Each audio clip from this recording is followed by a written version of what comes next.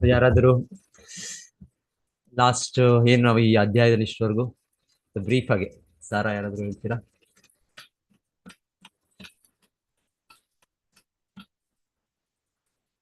ಈ 10ನೇ ಅಧ್ಯಾಯದಲ್ಲಿ ಮೊದಲ ಭಾಗದಲ್ಲಿ 10 ವಿಷಯಗಳು, ಭಾಗವತದ 10 ವಿಷಯಗಳು ಅಂತ ಹೇಳಿದ್ವಿ. ಸೊ ಅದನ್ನ ಯಾರಾದ್ರೂ ಹೇಳ್ಬೋದು. ಇಲ್ಲ ಎರಡೆರಡು ಹೇಳಿ ನೋಡೋಣ, ಸ್ಟಾರ್ಟ್ ಮಾಡಿ. ಯಾರು ಮತ್ತೆ ಇನ್ನೊಂದ್ಸಲ ರಿವಿಷನ್. ಬ್ರಹ್ಮಾಂಡದ ಸೃಷ್ಟಿ ಏನಂತಾರೆ ಮಾತಾಡಿದ ಸೃಷ್ಟಿಗೆ ಏನಂತಾರೆ? ಅದನ್ನ ಅಸಂಸ್ಕೃತ ಪದ ಏನದಕ್ಕೆ? ಅದಕ್ಕೆ ಸರ್ಗ. ಸರ್ಗ ವಿಸರ್ಗ. ವಿಸರ್ಗ ಅಲ್ಲ, ಮೊದಲಿಗೆ ಸರ್ಗ ವಿಸರ್ಗ. ಉಪಸೃಷ್ಟಿ. ಉಪಸೃಷ್ಟಿ ಸರ್ಗ ಮತ್ತು ಸರ್ಗ ಮತ್ತೆ ನೆಕ್ಸ್ಟ್ ವಿಸರ್ಗ ಅಂತಾರೆ. ಗ್ರಹವ್ಯೂಹಗಳು ಏನು ಮಾತಾಜಿ? ಗ್ರಹವ್ಯೂಹಗಳು. ಗ್ರಹವ್ಯೂಹಗಳು ಗ್ರಹವ್ಯೂಹಗಳು ಅದನ್ನೇ ಹೇಳ್ತಾರೆ. ಅದನ್ನ ಅದಕ್ಕೆ ಸ್ಥಾನ. ಎಸ್, ಧನ್ಯವಾದ. ಸ್ಥಾನ. ಸ್ಥಾನ. ನಂತರ ಪೋಷಣ. ಪೋಷಣ. ಪೋಷಣ. ನಾಲ್ಕನೇದು ಪೋಷಣ. ಭಗವಂತನಿಂದ ರಕ್ಷಣೆ. ರಕ್ಷಣೆ, ವಿಶೇಷ ರಕ್ಷಣೆ. ಆಕ್ಚುಲಿ ಸ್ಥಾನನೂ ಒಂದ್ ರೀತಿಯ ಅವನು ಭಗವಂತನ ಇದಿದೆ.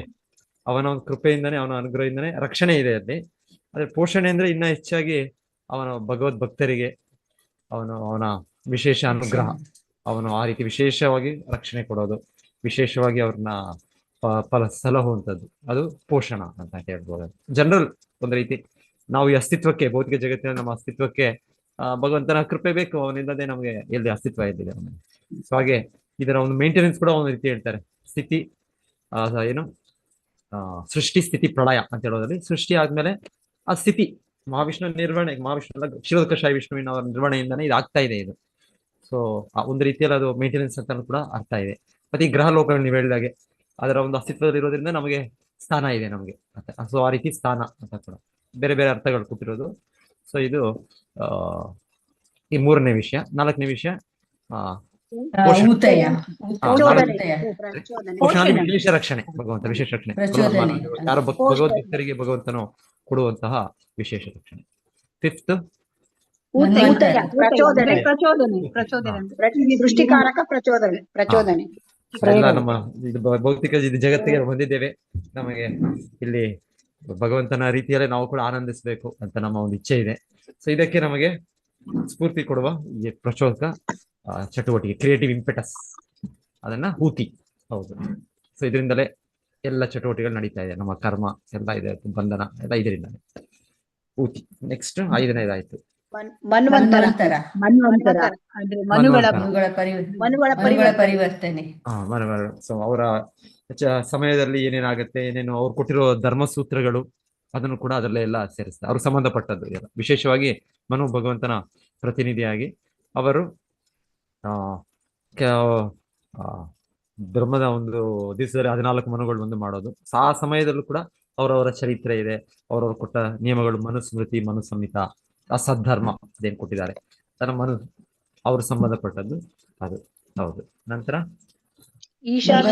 ಭಗವದ್ ವಿಜ್ಞಾನ, ಭಗವಂತನ ಬಗ್ಗೆ ಎಲ್ಲ ಅವನ ಕಾರ್ಯಚಟುವಟಿಕೆಗಳು. ಭಗವಂತನ ಬಗ್ಗೆ, ಭಗವಂತನ ಸಂಬಂಧದಲ್ಲಿರೋ ಅವತಾರಗಳು, ಭಗವಂತನ ಭಕ್ತರು ಕೂಡ ಅವ್ರನ್ನು ಸಾಧು ಸೇರಿದಾಗ ಭಗವಂತನ ಭಕ್ತರು ಭಗವಂತನ ಜೊತೆಗೆ ಯಾವ ಸಂಪರ್ಕದಲ್ಲಿ ಇದ್ದಾರೆ, ಸೌರ ಚಟುವಟಿಕೆ ಕೂಡ ಇದರಲ್ಲಿ ಸೇರಿಸಬಹುದು. ಈಶಾನ್ಕತ, ಸೈನ್ಸ್ ಆಫ್ ಭಗವದ್ ವಿಜ್ಞಾನ ಅಂತ ಕೂಡ ಪ್ರಭುಪಾದರು ಒಂದು ಕಡೆ ಅದನ್ನ ಅನುವಾದ ಮಾಡ್ತಾರೆ. ಸೊ ವಿಶೇಷವಾಗಿ ಭಗವಂತನ ಈ ಚಟುವಟಿಕೆಗಳು, ಅವನ ಲೀಲೆಗಳು, ಅವನ ಅವತಾರಗಳು, ಅವನ ಭಕ್ತರ ಚಟುವಟಿಕೆಗಳು, ಈಶಾನುಕತ. ಸೊ ಅದು ಆಯ್ತು. ಮತ್ತೆ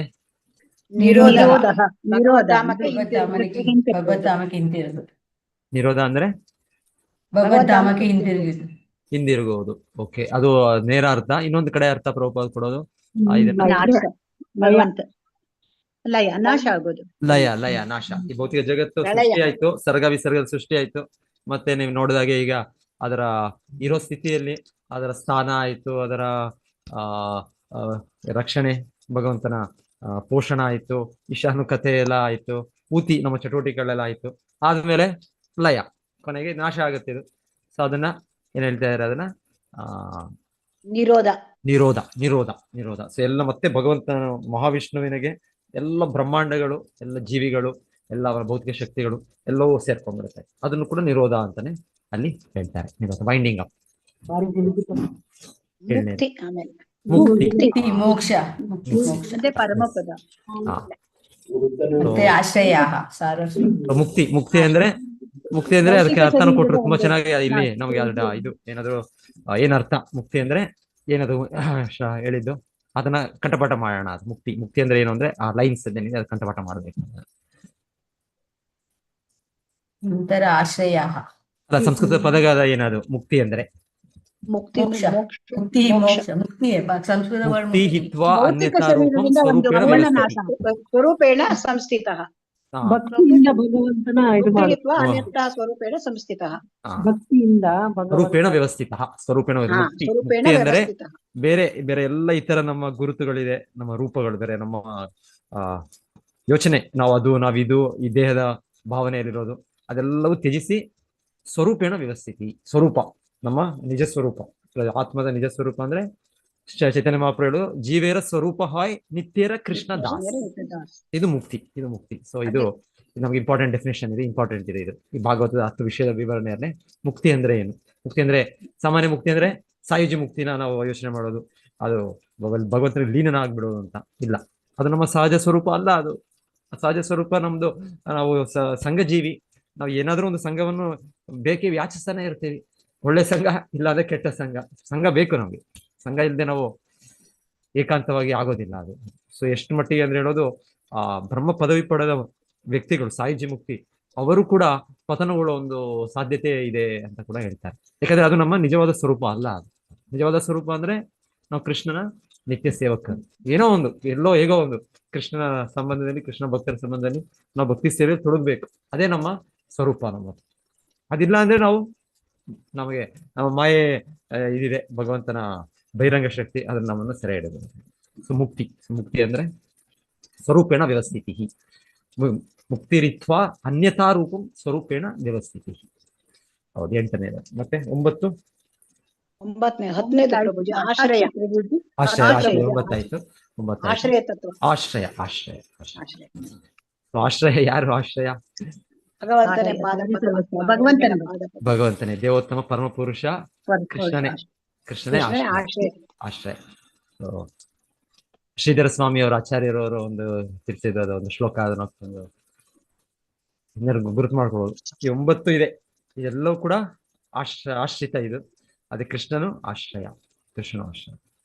ಅವರೊಂದು ಶ್ಲೋಕ ರಚನೆ ಮಾಡಿದ್ದಾರೆ ಅವರು, ಶ್ರೀಧರ ಸ್ವಾಮಿ ಅವರು. ಸೊ ಎನಿವೆ, ಇದು ಭಾಗವತದಲ್ಲಿ ಹೀಗೆ ನಮಗೆ ಮೊದಲಿಂದ 9 ಸ್ಕಂದಗಳಲ್ಲಿ ಕ್ರಮೇಣವಾಗಿ ಎಲ್ಲ ಬೇರೆ ಬೇರೆ ವಿಷಯಗಳು ಬರ್ತಾ ಇದೆ. ಅದೇ ಕೊನೆಗೆ 10ನೇ 11ನೇ ಸ್ಕಂದದಲ್ಲಿ ವಿಶೇಷವಾಗಿ ಕೃಷ್ಣನನ್ನು ಗುರುತಿಸ್ತಾ, ಪರಮ ಪುರುಷ ಎಲ್ಲ ರೂಪಗಳಿಗೆ ಈ ಭಗವಂತನ ಮೂಲ ರೂಪ, original personality of god it ಭಗವಂತನ. ಹಾಗೆ ಅವನೇ ಆಶ್ರಯ, ಎಲ್ಲದಕ್ಕೂ ಆಶ್ರಯ. ಎಲ್ಲ ಅವನ ವಿಸ್ತರಣೆಗಳಿಗೂ ಕೂಡ ಅವನೇ ಆಶ್ರಯ. ವಿಷ್ಣು ತತ್ವ ಅದು ಅವನದೇ ಸ್ವ ಅಂಶವೇ, ಅದೇನು ಬೇರೆ ಅಲ್ಲ, ಅವ್ರ ಬೇರೆ ವ್ಯಕ್ತಿತ್ವ ಅಲ್ಲ. ಆದರೂ ಕೂಡ ಅವು ಕೂಡ ಈ ಕೃಷ್ಣನ ಇದರಲ್ಲಿ ಅವ್ರ ಆಶ್ರಯ ಪಡೆಯೋದು, ಅವರೆಲ್ಲ ಆಶ್ರಿತಾನೆ ಅಂತಾನೆ ಅಲ್ಲಿ ಗುರುತಿಸೋದು, ಸಪರೇಟ್ ಆಗಿ ಪ್ರತ್ಯೇಕವಾಗಿ ಹೇಳೋದು. ಓಕೆ, ಇದಾದ್ಮೇಲೆ 10 ವಿಷಯಗಳಾದ್ಮೇಲೆ ಏನ್ ನೋಡಿದ್ವಿ ನಾವು?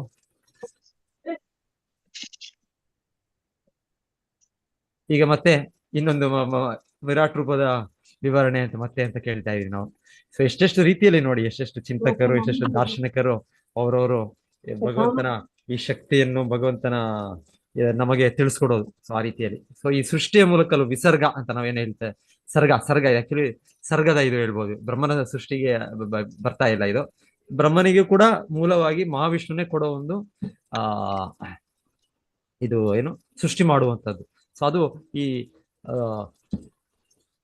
ಭಗವಂತನ ವಿಶ್ವರೂಪದ ಆ ಒಂದು ವಿವರಣೆಯ ಮೂಲಕ ಅದೇ ಕಾರಣ. ಸೊ ಬ್ರಹ್ಮದೇವರನ್ನ ಸೃಷ್ಟಿ ಮಾಡೋದು ಅವರು ಏನೂ ಇಲ್ಲದೆ ಅವರು ಸೃಷ್ಟಿ ಮಾಡ್ಬಿಟ್ರು ಅಂತಲ್ಲ, ಆಗಲೇ ಎಲ್ಲವೂ ಕೂಡ ಅದಕ್ಕೆ ಬೇಕಾದ ಸಾಮಗ್ರಿಗಳೆಲ್ಲ ಮಹಾವಿಷ್ಣು ಕೊಡ್ತಾ ಇದ್ದಾರೆ. ಅದಕ್ಕೆ ಬೇಕಾಗಿರೋ ಬುದ್ಧಿ, ಮನಸ್ಸು. ಆಕ್ಚುಲಿ ಬ್ರಹ್ಮದೇವರು ಹುಟ್ಟಿದಾಗ ಅವ್ರಿಗೆ ಏನು ಗೊತ್ತಿಲ್ಲ ಏನ್ ಮಾಡೋದು ಅಂತ.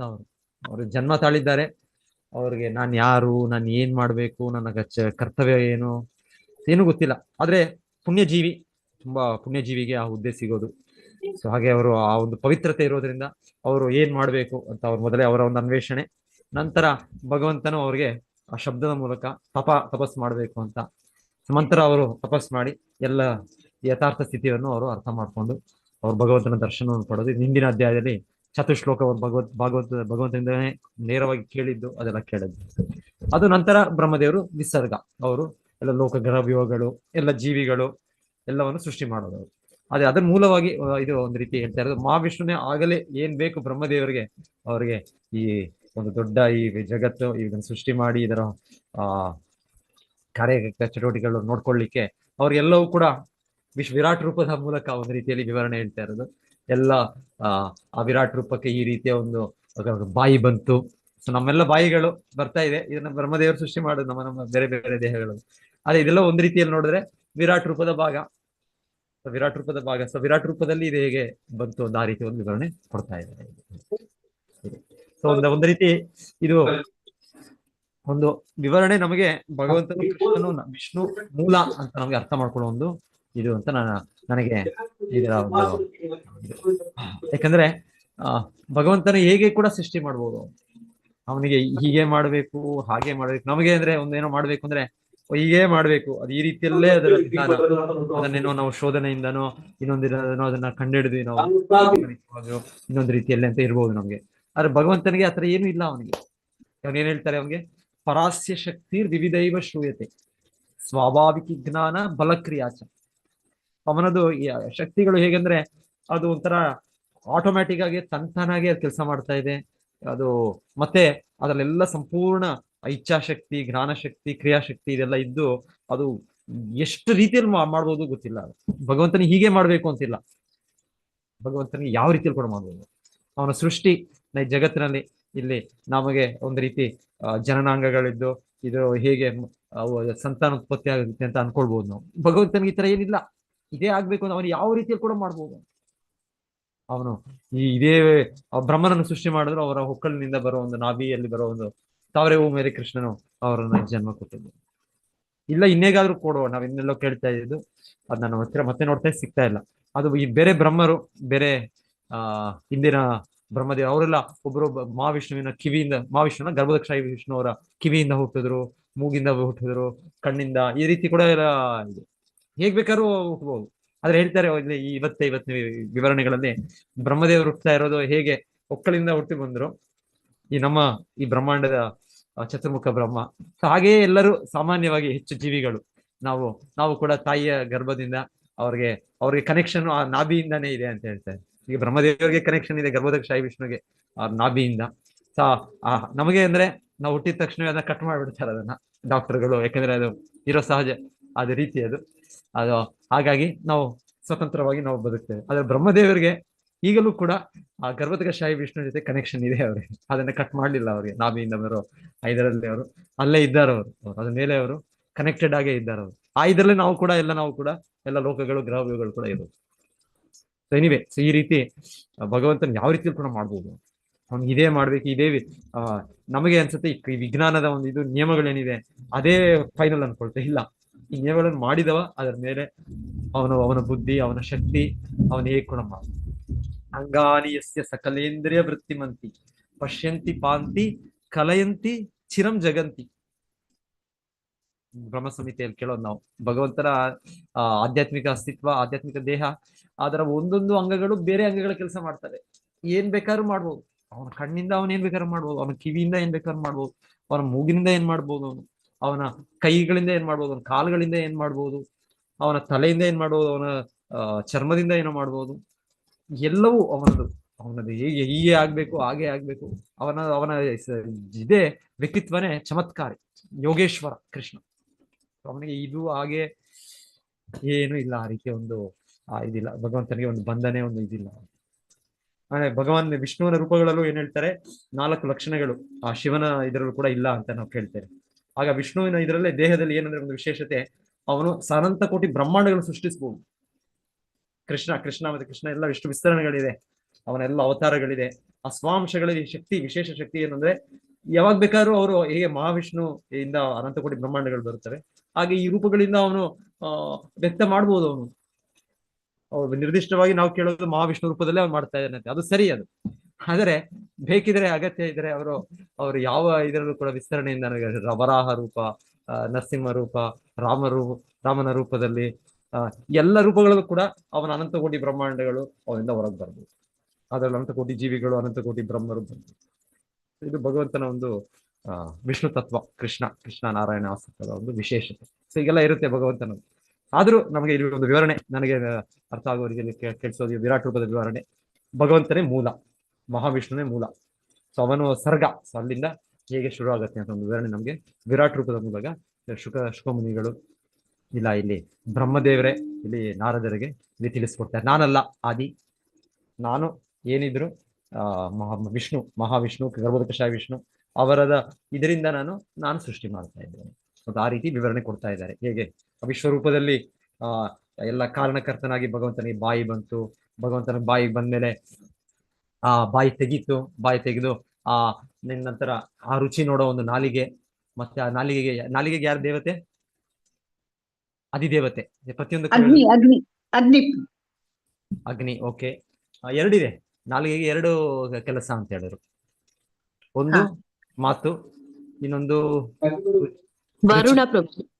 ರುಚಿದು ವರುಣ. ಧನ್ಯವಾದ ಮಾಡಿ. ಸೊ ವರುಣ ಅವರು ಆದಿದೇವತೆ ವರುಣ ಆಗ್ತಾರೆ. ಮತ್ತೆ ಅದಕ್ಕೆ ಬೇಕಾದ ಇಂದ್ರಿಯ ಇದು ರಸ ಸೃಷ್ಟಿ ಆಯ್ತು, ಇಂದ್ರಿಯ ವಸ್ತು. ಸೊ ಅದೆಲ್ಲನೂ ಪ್ರತಿಯೊಂದಕ್ಕೂ ಹೇಳ್ತಾ ಇದ್ದಾರೆ. ಅದು ಪ್ರತಿಯೊಂದಕ್ಕೂ ವಿಶ್ವರೂಪದಲ್ಲಿ ಆ ರೀತಿ ಇದು ಸೃಷ್ಟಿ ಆಯ್ತು, ಆ ಒಂದು ಅಂಗ ಬಂತು.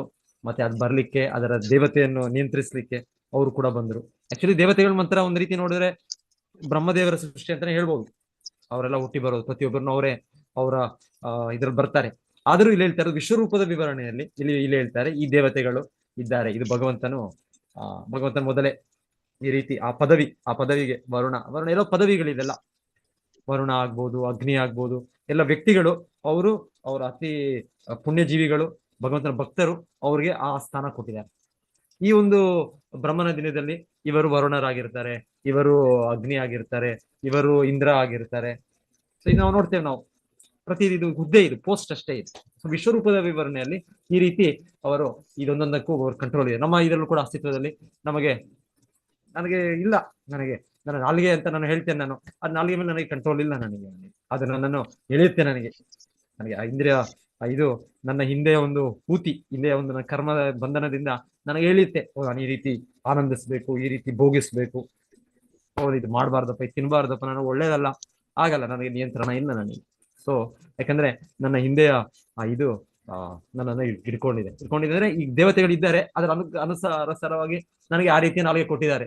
ಸೊ ಆ ರೀತಿ ನಾಲಿಗೆ ಇರೋದ್ರಿಂದ ನನಗೆ ಹಾಗೆ ನನ್ನನ್ನು ಒಂದು ಹುಚ್ಚನಾಗಿ ಮಾಡುತ್ತೆ. ಸೊ ನಾನು ಆ ಇಂದ್ರಿಯ ವಸ್ತುವಿಂದ ಓಡ್ತೇನೆ ನಾಲಿಗೆ. ಹೀಗೆ ಎಲ್ಲ ವಿವರಣೆ ಕೊಡ್ತಾ ಇರೋದು. ಆ ದೇವತೆಗಳಿದ್ದಾರೆ, ಅವ್ರ ಕಂಟ್ರೋಲ್ ಇದೆ, ನಾವು ಅವ್ರಿಗೆ ಅಧೀನರು. ಆಕ್ಚುಲಿ ನಾವೀಗ ದೇವತೆಗಳು ಕೂಡ ಆದಿದೇವ, ಆದಿದೈವಿಕ, ಆಧ್ಯಾತ್ಮಿಕ, ಆದಿಭೌತಿಕ. ಸೊ ಈ ರೀತಿಯ ಪುರುಷಗಳು ಅಂತ ಕೂಡ ಹೇಳ್ತಾರೆ. ಈ ದೇಹಕ್ಕೂ ಕೂಡ ಆದಿಭೌತಿಕ ಪುರುಷ ಅಂತ ಹೇಳ್ತಾರೆ. ಆದಿಭೌತಿಕ ಪುರುಷ ಈ ನಮಗೇನು ಭೌತಿಕ ಜಗತ್ತಿನಲ್ಲಿ ದೇಹ ಸಿಗುತ್ತೆ, ನಾವು ಇದನ್ನು ಗುರುತಿಸ್ಕೊಳ್ತಾ ಇದ್ದೇವೆ. ಸೊ ಇದು ಆದಿಭೌತಿಕ ಪುರುಷ ಅಂತ ಹೇಳೋದು. ನಾವು ಜೀವಾತ್ಮ ಆಧ್ಯಾತ್ಮಿಕ ಪುರುಷ ಅಂತ ಹೇಳಿದ್ದು. ಮತ್ತೆ ಅದನ್ನ ನಿಯಂತ್ರಿಸ್ತಾ ಇರೋ ದೇವತೆ ಆದಿದೈವಿಕ ಪುರುಷ ಅಂತ ಹೇಳ್ತಾರೆ. ಭಗವದ್ಗೀತೆಯನ್ನು ನಾವು ಕೇಳ್ತೀವಲ್ಲ, 8ನೇ ಅಧ್ಯಾಯದಲ್ಲಿ ಅರ್ಜುನ ಕೇಳೋದು ಕೃಷ್ಣನಿಗೆ, ಕಿಂ ಅಧ್ಯಾತ್ಮಂ, ಕಿಂ ದೈವಂ, ಕಿಂ ಕಿಂ ಅದೇ. ಅಷ್ಟು ಬಹಳ ಚೆನ್ನಾಗಿದೆ. 8 ಪ್ರಶ್ನೆಗಳು ಅರ್ಜುನಗೆ ಕೇಳೋದು ಕೃಷ್ಣನಿಗೆ. ಕೇಳುವಾಗ ಇದೇನಿದೆಲ್ಲ ಕೃಷ್ಣ, ಆದಿ ದೈವಂ ಏನು, ಆಧ್ಯಾತ್ಮಂ ಏನು, ಆದಿ ಭೋಕ್ತಂ ಏನು, ಯಜ್ಞ ಪುರುಷನಂದ್ರೆ ಏನು, ಅವನೆಲ್ಲಿ ನಿವಸಿಸ್ತಿದ್ದಾನೆ, ಅವನು ಭೋಕ್ತ, ಯಜ್ಞ ಪುರುಷ ಯಾರು ನಿಜವಾಗ್ಲು. ಸೊ ಇದೆಲ್ಲ ವಿಷಯ ಅಲ್ಲೂ ಕೂಡ ಇದರ ವಿವರಣೆ ಭಗವಂತನು ಅರ್ಜುನನ್ ಕೊಡೋದಿದೆ. ಆಧ್ಯಾತ್ಮ, ಆದಿಭೂತಂ, ಆದಿ ದೈವಂ, ಅಲ್ಲಿ ಪ್ರಕೃತಿಯ ಆದಿಭೂತ ಅಂತ ಹೇಳೋದಲ್ಲಿ. ಸೊ ಆ ರೀತಿ ವಿವರಣೆ ಇಲ್ಲಿ ನಡೀತಾ ಇದೆ. ಇಲ್ಲಿ ವಿಶ್ವರೂಪದಲ್ಲಿ ಆಧ್ಯಾತ್ಮಂ ನಮ್ಮ ಜೀವಿಗಳು, ಆ ಇಂದ್ರಿಯಗಳು, ಅದನ್ನು ನಿಯಂತ್ರಿಸುವ ದೇವತೆಗಳು, ಅದರ ವಿವರಣೆಯಾಗಿ ಇದು ಸರ್ಗ, ಇದರ ವಿವರಣೆ ಇಲ್ಲಿ ಕೊಡ್ತಾ ಇದ್ದಾರೆ ಇಲ್ಲಿ. Okay, so ನಾಲಿಗೆದಾಯ್ತು. ನಾಲಿಗೆದಂದ್ರೆ ಇನ್ಯಾರು ನೆಕ್ಸ್ಟ್?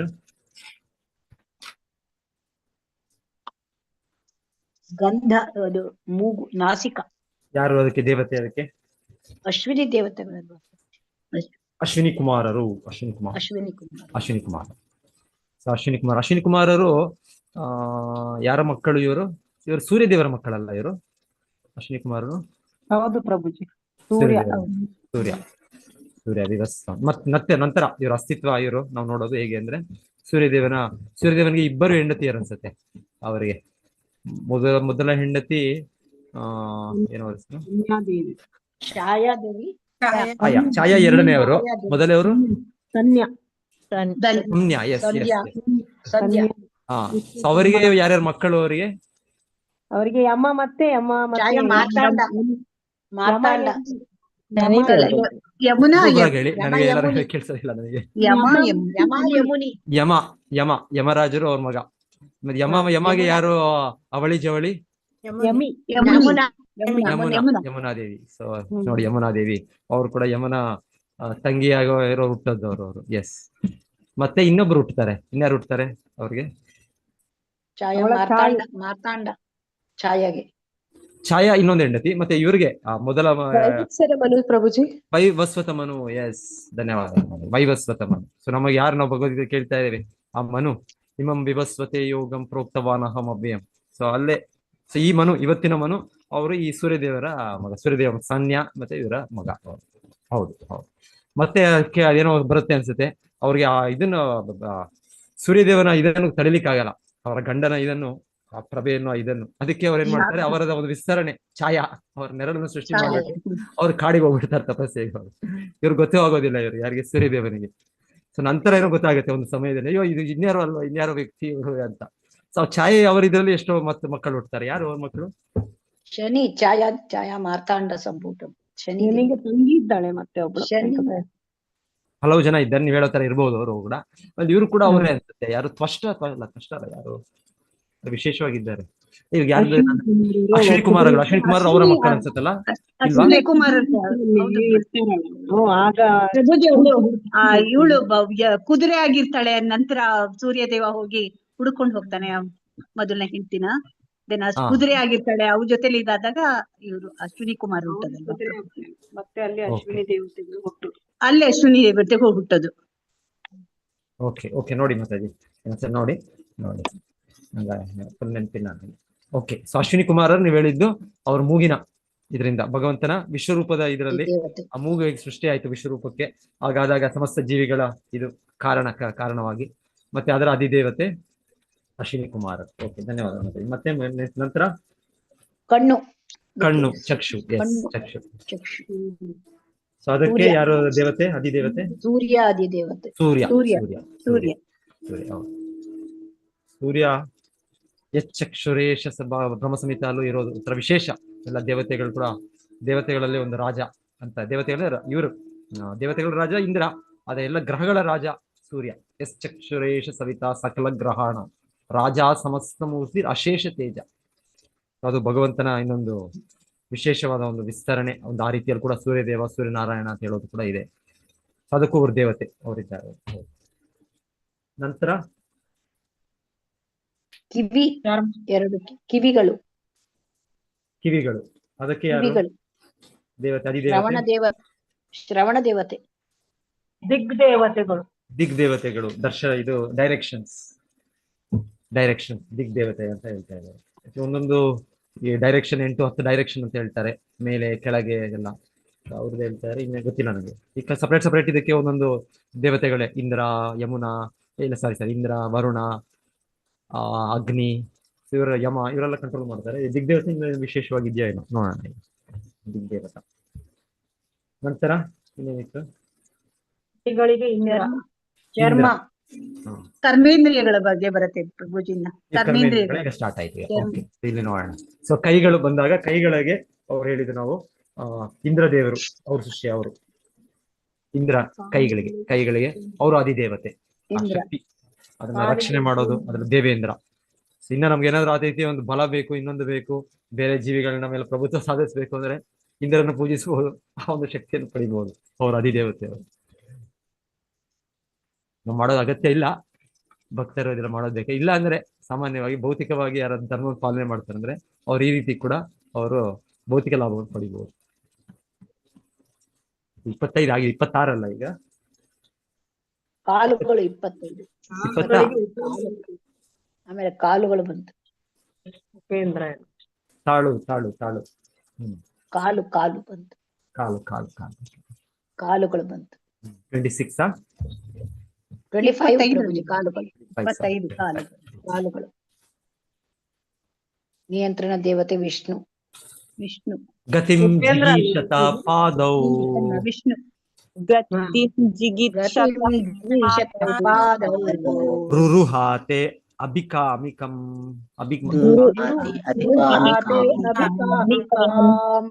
ಪದ್ಭ್ಯಾಂ ಯಜ್ಞಃ ಸ್ವಯಂ ಹವ್ಯಂ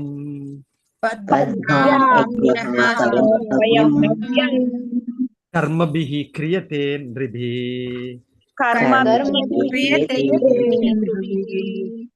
ಅನಂತರ ಅವನು ಗತಿಯನ್ನು ನಿಯಂತ್ರಿಸಲು ಬಯಸಿದ ಕಾರಣದಿಂದ, ಗತಿ ಚಲಿಸುವುದು, ಅವನ ಕಾಲುಗಳು ವ್ಯಕ್ತವಾದವು ಮತ್ತು ಕಾಲುಗಳಿಂದ ನಿಯಂತ್ರಣ ದೇವತೆ ವಿಷ್ಣುವು ಹುಟ್ಟಿದನು. ಈ ಕಾರ್ಯದಲ್ಲಿ ಅವನ ವೈಯಕ್ತಿಕ ಮೇಲ್ವಿಚಾರಣೆಯ ದ್ವಾರ ಎಲ್ಲ ವರ್ಗದ ಮಾನವ ಜೀವಿಗಳು ಅವರವರ ಕರ್ತವ್ಯವಾದ ವೃತ್ತಿ ಧರ್ಮಗಳಲ್ಲಿ ಸತತವಾಗಿ ನಿರತರಾಗಿದ್ದಾರೆ. ನಾನೇ ಓದ್ತೀನಿ ಭಾವಾರ್ಥ. ಪ್ರತಿಯೊಬ್ಬ ಮಾನವ ಜೀವಿಯು, ಜೈ ಶಿಲ ಪ್ರಭುಪಾದರಿಂದ ಭಾವಾರ್ಥ, ಶಿವಪ್ರಭುಪಾದರಿಗೆ ಜೈ. ಪ್ರತಿಯೊಬ್ಬ ಮಾನವ ಜೀವಿಯು ಅವನ ವಿಶಿಷ್ಟ ವೃತ್ತಿ ಧರ್ಮದಲ್ಲಿ ನಿರತನಾಗಿರುತ್ತಾನೆ. ಮನುಷ್ಯರು ಅತ್ತ ಮತ್ತು ಇತ್ತ ಹೋಗುತ್ತಿರುವಾಗ ಇಂತಹ ಚಟುವಟಿಕೆಗಳು ಗೋಚರಿಸುತ್ತವೆ. ಇದು ಜಗತ್ತಿನ ದೊಡ್ಡ ನಗರಗಳಲ್ಲಿ ಬಹುಮುಖ್ಯವಾಗಿ ಕಾಣಬರುತ್ತದೆ. ಜನರು ನಗರಗಳಲ್ಲೆಲ್ಲ ಒಂದು ಸ್ಥಳದಿಂದ ಮತ್ತೊಂದು ಸ್ಥಳಕ್ಕೆ ಆಸಕ್ತಿಯಿಂದ ಹೋಗುತ್ತಾರೆ. ಈ ಚಲನವಲನವು ಕೇವಲ ನಗರಗಳಿಗೆ ಮಾತ್ರ ಸೀಮಿತಿಯಾಗಿಲ್ಲ.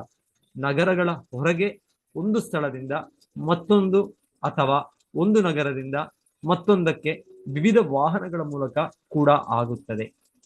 ಮನುಷ್ಯರು ರಸ್ತೆಗಳ ಮೇಲೆ, ಕಾರು, ರೈಲುಗಳಲ್ಲಿ, ಭೂಮಿಯೊಳಗೆ ಸುರಂಗ ಮಾರ್ಗಗಳಲ್ಲಿ ಮತ್ತು ಆಕಾಶದಲ್ಲಿ ವಿಮಾನಗಳ ಮೂಲಕ ವ್ಯಾಪಾರದಲ್ಲಿ ಯಶಸ್ಸಿನ ಉದ್ದೇಶಕ್ಕಾಗಿ ಚಲಿಸುತ್ತಾರೆ. ಆದರೆ ಈ ಎಲ್ಲ ಚಲನ ವಲನಗಳ ನಿಜವಾದ ಉದ್ದೇಶ ಸುಖ ಜೀವನಕ್ಕೋಸ್ಕರ ಸಂಪತ್ತಿನ ಗಳಿಕೆಯೇ ಆಗಿದೆ. ಈ ಸುಖ ಜೀವನಕ್ಕಾಗಿಯೇ ವಿಜ್ಞಾನಿ, ಕಲಾವಿದ, ಯಂತ್ರಶಿಲ್ಪಿ, ತಾಂತ್ರಿಕರೆಲ್ಲರೂ ಮಾನವ ಚಟುವಟಿಕೆಯ ವಿವಿಧ ಶಾಖೆಗಳಲ್ಲಿ ತೊಡಗಿರುತ್ತಾರೆ. ಆದರೆ ಮಾನವ ಜೀವನದ ಉದ್ದೇಶ ಪೂರ್ಣತೆಗಾಗಿ ಚಟುವಟಿಕೆಗಳನ್ನು ಹೇಗೆ ಮಾಡಬೇಕೆಂದು ಅವರು ತಿಳಿದಿಲ್ಲ. ಈ ಗುಟ್ಟನ್ನು ಅವರು ತಿಳಿಯದಿರುವುದರಿಂದ ಅವರ ಎಲ್ಲ ಚಟುವಟಿಕೆಗಳು ನಿಯಂತ್ರಣವಿಲ್ಲದೆ ಇಂದ್ರಿಯ ತೃಪ್ತಿಯ ಗುರಿಯನ್ನು ಹೊಂದಿವೆ. ಈ ಎಲ್ಲ ವ್ಯವಹಾರಗಳಿಂದ ಅವರು ಅರಿವಿಲ್ಲದೆ ಅಂಧಕಾರದ ಗಾಢ ವಲಯಗಳಲ್ಲಿ ಪ್ರವೇಶಿಸುತ್ತಿದ್ದಾರೆ. ಪರಮ ಪ್ರಭುವಿನ ಬಹಿರಂಗ ಶಕ್ತಿಯಿಂದ ಅವರು ಆಕರ್ಷಿತರಾಗಿರುವುದರಿಂದ ಅವರು ಪೂರ್ಣವಾಗಿ ಪರಮಪ್ರಭು ವಿಷ್ಣುವನ್ನು ಮರೆತಿದ್ದಾರೆ. ಹೀಗೆ ಅವರು ಭೌತಿಕ ಪ್ರಕೃತಿಯ ಸ್ಥಿತಿಗಳ ಅಧೀನದಲ್ಲಿ ತತ್ಕಾಲದಲ್ಲಿ ವ್ಯಕ್ತವಾದಂತೆ ಈ ಜೀವನವು ಅತಿ ಹೆಚ್ಚಿನ ಇಂದ್ರಿಯ ಸುಖಕ್ಕಾಗಿಯೇ ಇದೆ ಎಂದು ಪರಿಭಾವಿಸುತ್ತಾರೆ. ಆದರೆ ಬದುಕಿನ ಅಂತಹ ತಪ್ಪು ಗ್ರಹಿಕೆಯು ಯಾರೊಬ್ಬನಿಗೂ ಬಯಸಿದ ಮನಃಶಾಂತಿಯನ್ನು ನೀಡುವುದಿಲ್ಲ. ಹೀಗಾಗಿ ಪ್ರಕೃತಿಯ ಸಂಪನ್ಮೂಲಗಳ ಉಪಯೋಗದ ಜ್ಞಾನದಲ್ಲಿ ಈ ಎಲ್ಲ ಪ್ರಗತಿಯಾಗಿದ್ದರೂ ಈ ಲೌಕಿಕ ನಾಗರಿಕತೆಯಲ್ಲಿ ಯಾರೊಬ್ಬನೂ ಸುಖಿಯಾಗಿಲ್ಲ. ರಹಸ್ಯವೆಂದರೆ ಪ್ರತಿಯೊಂದು ಹೆಜ್ಜೆಯಲ್ಲಿಯೂ ವಿಶ್ವಶಾಂತಿಯ ಮಾರ್ಗದಲ್ಲಿ ಯಜ್ಞವನ್ನು ಆಚರಿಸಲು ಪ್ರಯತ್ನಿಸಬೇಕು. ರಹಸ್ಯ, ಶ್ರೀಲ ಪ್ರಭುಪಾದ ಹೇಳ್ತಾರೆ, ರಹಸ್ಯ, ಸೀಕ್ರೆಟ್. ನಾವು ಅಂದ್ರೆ ನಾವು ನಮ್ಮ ಈ ಏನಿದೆ ಪ್ರತಿಯೊಂದು ಹೆಜ್ಜೆ, ಒಂದೊಂದು ನಮ್ಮ ಚಲನೆ, ನಮ್ಮ ಈಗ ಕಾಲಿನ ಚಟುವಟಿಕೆಗಳು, ಇಂದಿನ ಕ್ರಿಯೆಗಳು ಎಲ್ಲವೂ ಕೂಡ ವಿಶ್ವಶಾಂತಿಯ ಮಾರ್ಗದಲ್ಲಿ ಯಜ್ಞವನ್ನು ಆಚರಿಸಲು ಪ್ರಯತ್ನಿಸಬೇಕು. ಈ ಮುಂದಿನ ಶ್ಲೋಕಗಳಲ್ಲಿ ಭಗವದ್ಗೀತೆ 18ನೇ ಅಧ್ಯಾಯ 45-46ನೇ ಶ್ಲೋಕದಲ್ಲಿ ಹೇಳಿದ ಹಾಗೆ ಸಹ ಇದೇ ರಹಸ್ಯವನ್ನು ಉಪದೇಶಿಸುತ್ತದೆ. ಏನು ಈ ರಹಸ್ಯ? ಸ್ವೇ ಸ್ವೇ ಕರ್ಮಣ್ಯಭಿರತ ಸಂಸಿದ್ಧಿಂ ಲಭತೆ ನರ ಸ್ವಕರ್ಮ ನಿರತ ಸಿದ್ಧಿಂ ಯಥಾ ವಿಂದತಿ ತಚ್ಛೃಣು ಯತಃ ಪ್ರವೃತ್ತಿರ್ಭೂತಾನಾಂ ಯೇನ ಸರ್ವಂ ಇದಂ ತತಂ ಸ್ವಕರ್ಮಣ ತಂ ಅಭ್ಯರ್ಚ್ಯ ಸಿದ್ಧಿಂ ವಿಂದತಿ ಮಾನವ. ಭಗವಂತನು ಅರ್ಜುನನಿಗೆ ಹೇಳುತ್ತಾನೆ, ಒಬ್ಬನು ಕೇವಲ ತನ್ನ ನಿರ್ದಿಷ್ಟ ವೃತ್ತಿ ಧರ್ಮವನ್ನು ಆಚರಿಸುವುದರಿಂದ ಜೀವನದಲ್ಲಿ ಅತ್ಯುನ್ನತ ಪರಿಪೂರ್ಣತೆಯನ್ನು ಹೇಗೆ ಪಡೆಯುವನು ಎಂಬುದಷ್ಟನ್ನು ನನ್ನಿಂದ ಕೇಳು. ಮಾನವನು ಪರಮಪ್ರಭುವಿನ ಆರಾಧನೆಯಿಂದ ಮತ್ತು ಪರಮಪ್ರಭು ವಿಷ್ಣುವಿನ ಸಲುವಾಗಿ ಯಜ್ಞಾಚರಣೆಯಿಂದ ಜೀವನದ ಅತ್ಯುನ್ನತ ಪರಿಪೂರ್ಣತೆಯನ್ನು ಸಾಧಿಸಬಲ್ಲನು. ಆ ವಿಷ್ಣುವು ಸರ್ವವ್ಯಾಪ್ತನಾಗಿದ್ದಾನೆ. ಅವರ ನಿಯಂತ್ರಣದಿಂದಾಗಿ ಪ್ರತಿಯೊಬ್ಬ ಜೀವಿಯು ಅವನ ಪ್ರವೃತ್ತಿಗೆ ಅನುಗುಣವಾಗಿ ಅಪೇಕ್ಷಿತ ಸೌಲಭ್ಯಗಳನ್ನು ಪಡೆಯುತ್ತಾನೆ. ಜೀವನದಲ್ಲಿ ವಿವಿಧ ಒಲವುಗಳನ್ನು ಹೊಂದುವುದರಿಂದ ಹಾನಿಯೇನೂ ಇಲ್ಲ, ಏಕೆಂದರೆ ಪ್ರತಿಯೊಬ್ಬ ಮಾನವ ಜೀವಿಯು ವಿವಿಧ ವೃತ್ತಿಗಳಿಂದ ತನ್ನ ಜೀವನದ ಯೋಜನೆಗಳನ್ನು ಹಾಕಿಕೊಳ್ಳಲು ಪ್ರಮಾಣಾನುಸಾರ ಸ್ವತಂತ್ರನಾಗಿದ್ದಾನೆ. ಆದರೆ ತಾನು ಪೂರ್ಣ ಸ್ವತಂತ್ರನಲ್ಲ ಎಂಬುದನ್ನು ಸರಿಯಾಗಿ ತಿಳಿದುಕೊಳ್ಳಲು ಅವನು ಗಮನ ಕೊಡಬೇಕು. ವ್ಯಕ್ತಿಯು ನಿಶ್ಚಿತವಾಗಿ ಪರಮಪ್ರಭುವಿನ ನಿಯಂತ್ರಣಕ್ಕೆ ಒಳಗಾಗಿದ್ದಾನೆ ಮತ್ತು ಅವನ ನಾನಾ ನಿಯೋಗಿಗಳ ಅಧೀನನಾಗಿದ್ದಾನೆ. ಇದನ್ನು ತಿಳಿದು ಪರಮಪ್ರಭು ವಿಷ್ಣುವಿನ ದಿವ್ಯ ಪ್ರೇಮ ಸೇವೆಯಲ್ಲಿ ತಜ್ಞರಾದ ಅಧಿಕಾರಿಗಳು ನೇಮಿಸಿದಂತೆ ತನ್ನ ಕೆಲಸ ಮತ್ತು ಶ್ರಮದ ಫಲದಿಂದ, ನೋಡಿ, ತನ್ನ ಕೆಲಸ ಮತ್ತೆ ಆ ಕೆಲಸದ ಶ್ರಮದ ಫಲದಿಂದ ತಾನು ಪರಮಪ್ರಭುವನ್ನು ಸೇವಿಸುತ್ತಿರುವೆನೆಂದು ತಿಳಿದುಕೊಳ್ಳಬೇಕು. ಜೀವನದ ಅಂತಹ ವೃತ್ತಿ ಧರ್ಮಗಳನ್ನು ನಿರ್ವಹಿಸಲು ಕಾಲು ದೇಹದ ಅತಿ ಮುಖ್ಯ ಸಾಧನವಾಗಿದೆ. ಬಹಳ ಚೆನ್ನಾಗಿ ಶ್ರೀಲ ಪ್ರಭುಪಾದ ಹೇಳೋದು, ಕಾಲು ಇಲ್ಲಿ ವಿಶ್ವರೂಪದ ವಿರಾಟ್ ರೂಪದ ಸರ್ಗದ ಸಮಯದಲ್ಲಿ ಅದರ ಸೃಷ್ಟಿ, ಅದರ ವಿವರಣೆ ಬರ್ತಾ ಇದೆ. ಸೊ ಪ್ರಭುಪಾದರು ಆ ಕಾಲನ್ನು ನಾವು ಹೇಗೆ ಉಪಯೋಗಿಸ್ಬೇಕು ಸೊ ನಮಗೆ ಹೇಳ್ತಾ ಇರೋದು. ನಮ್ಮ ಮಾನವ ಜನ್ಮದ ಪರಿಪೂರ್ಣತೆ ಭಗವಂತನ ಭಕ್ತಿ ಸೇವೆಯಲ್ಲಿ ನಾವು ಎಲ್ಲಿದ್ರು ನಾವು ತೊಡಗಬೇಕು.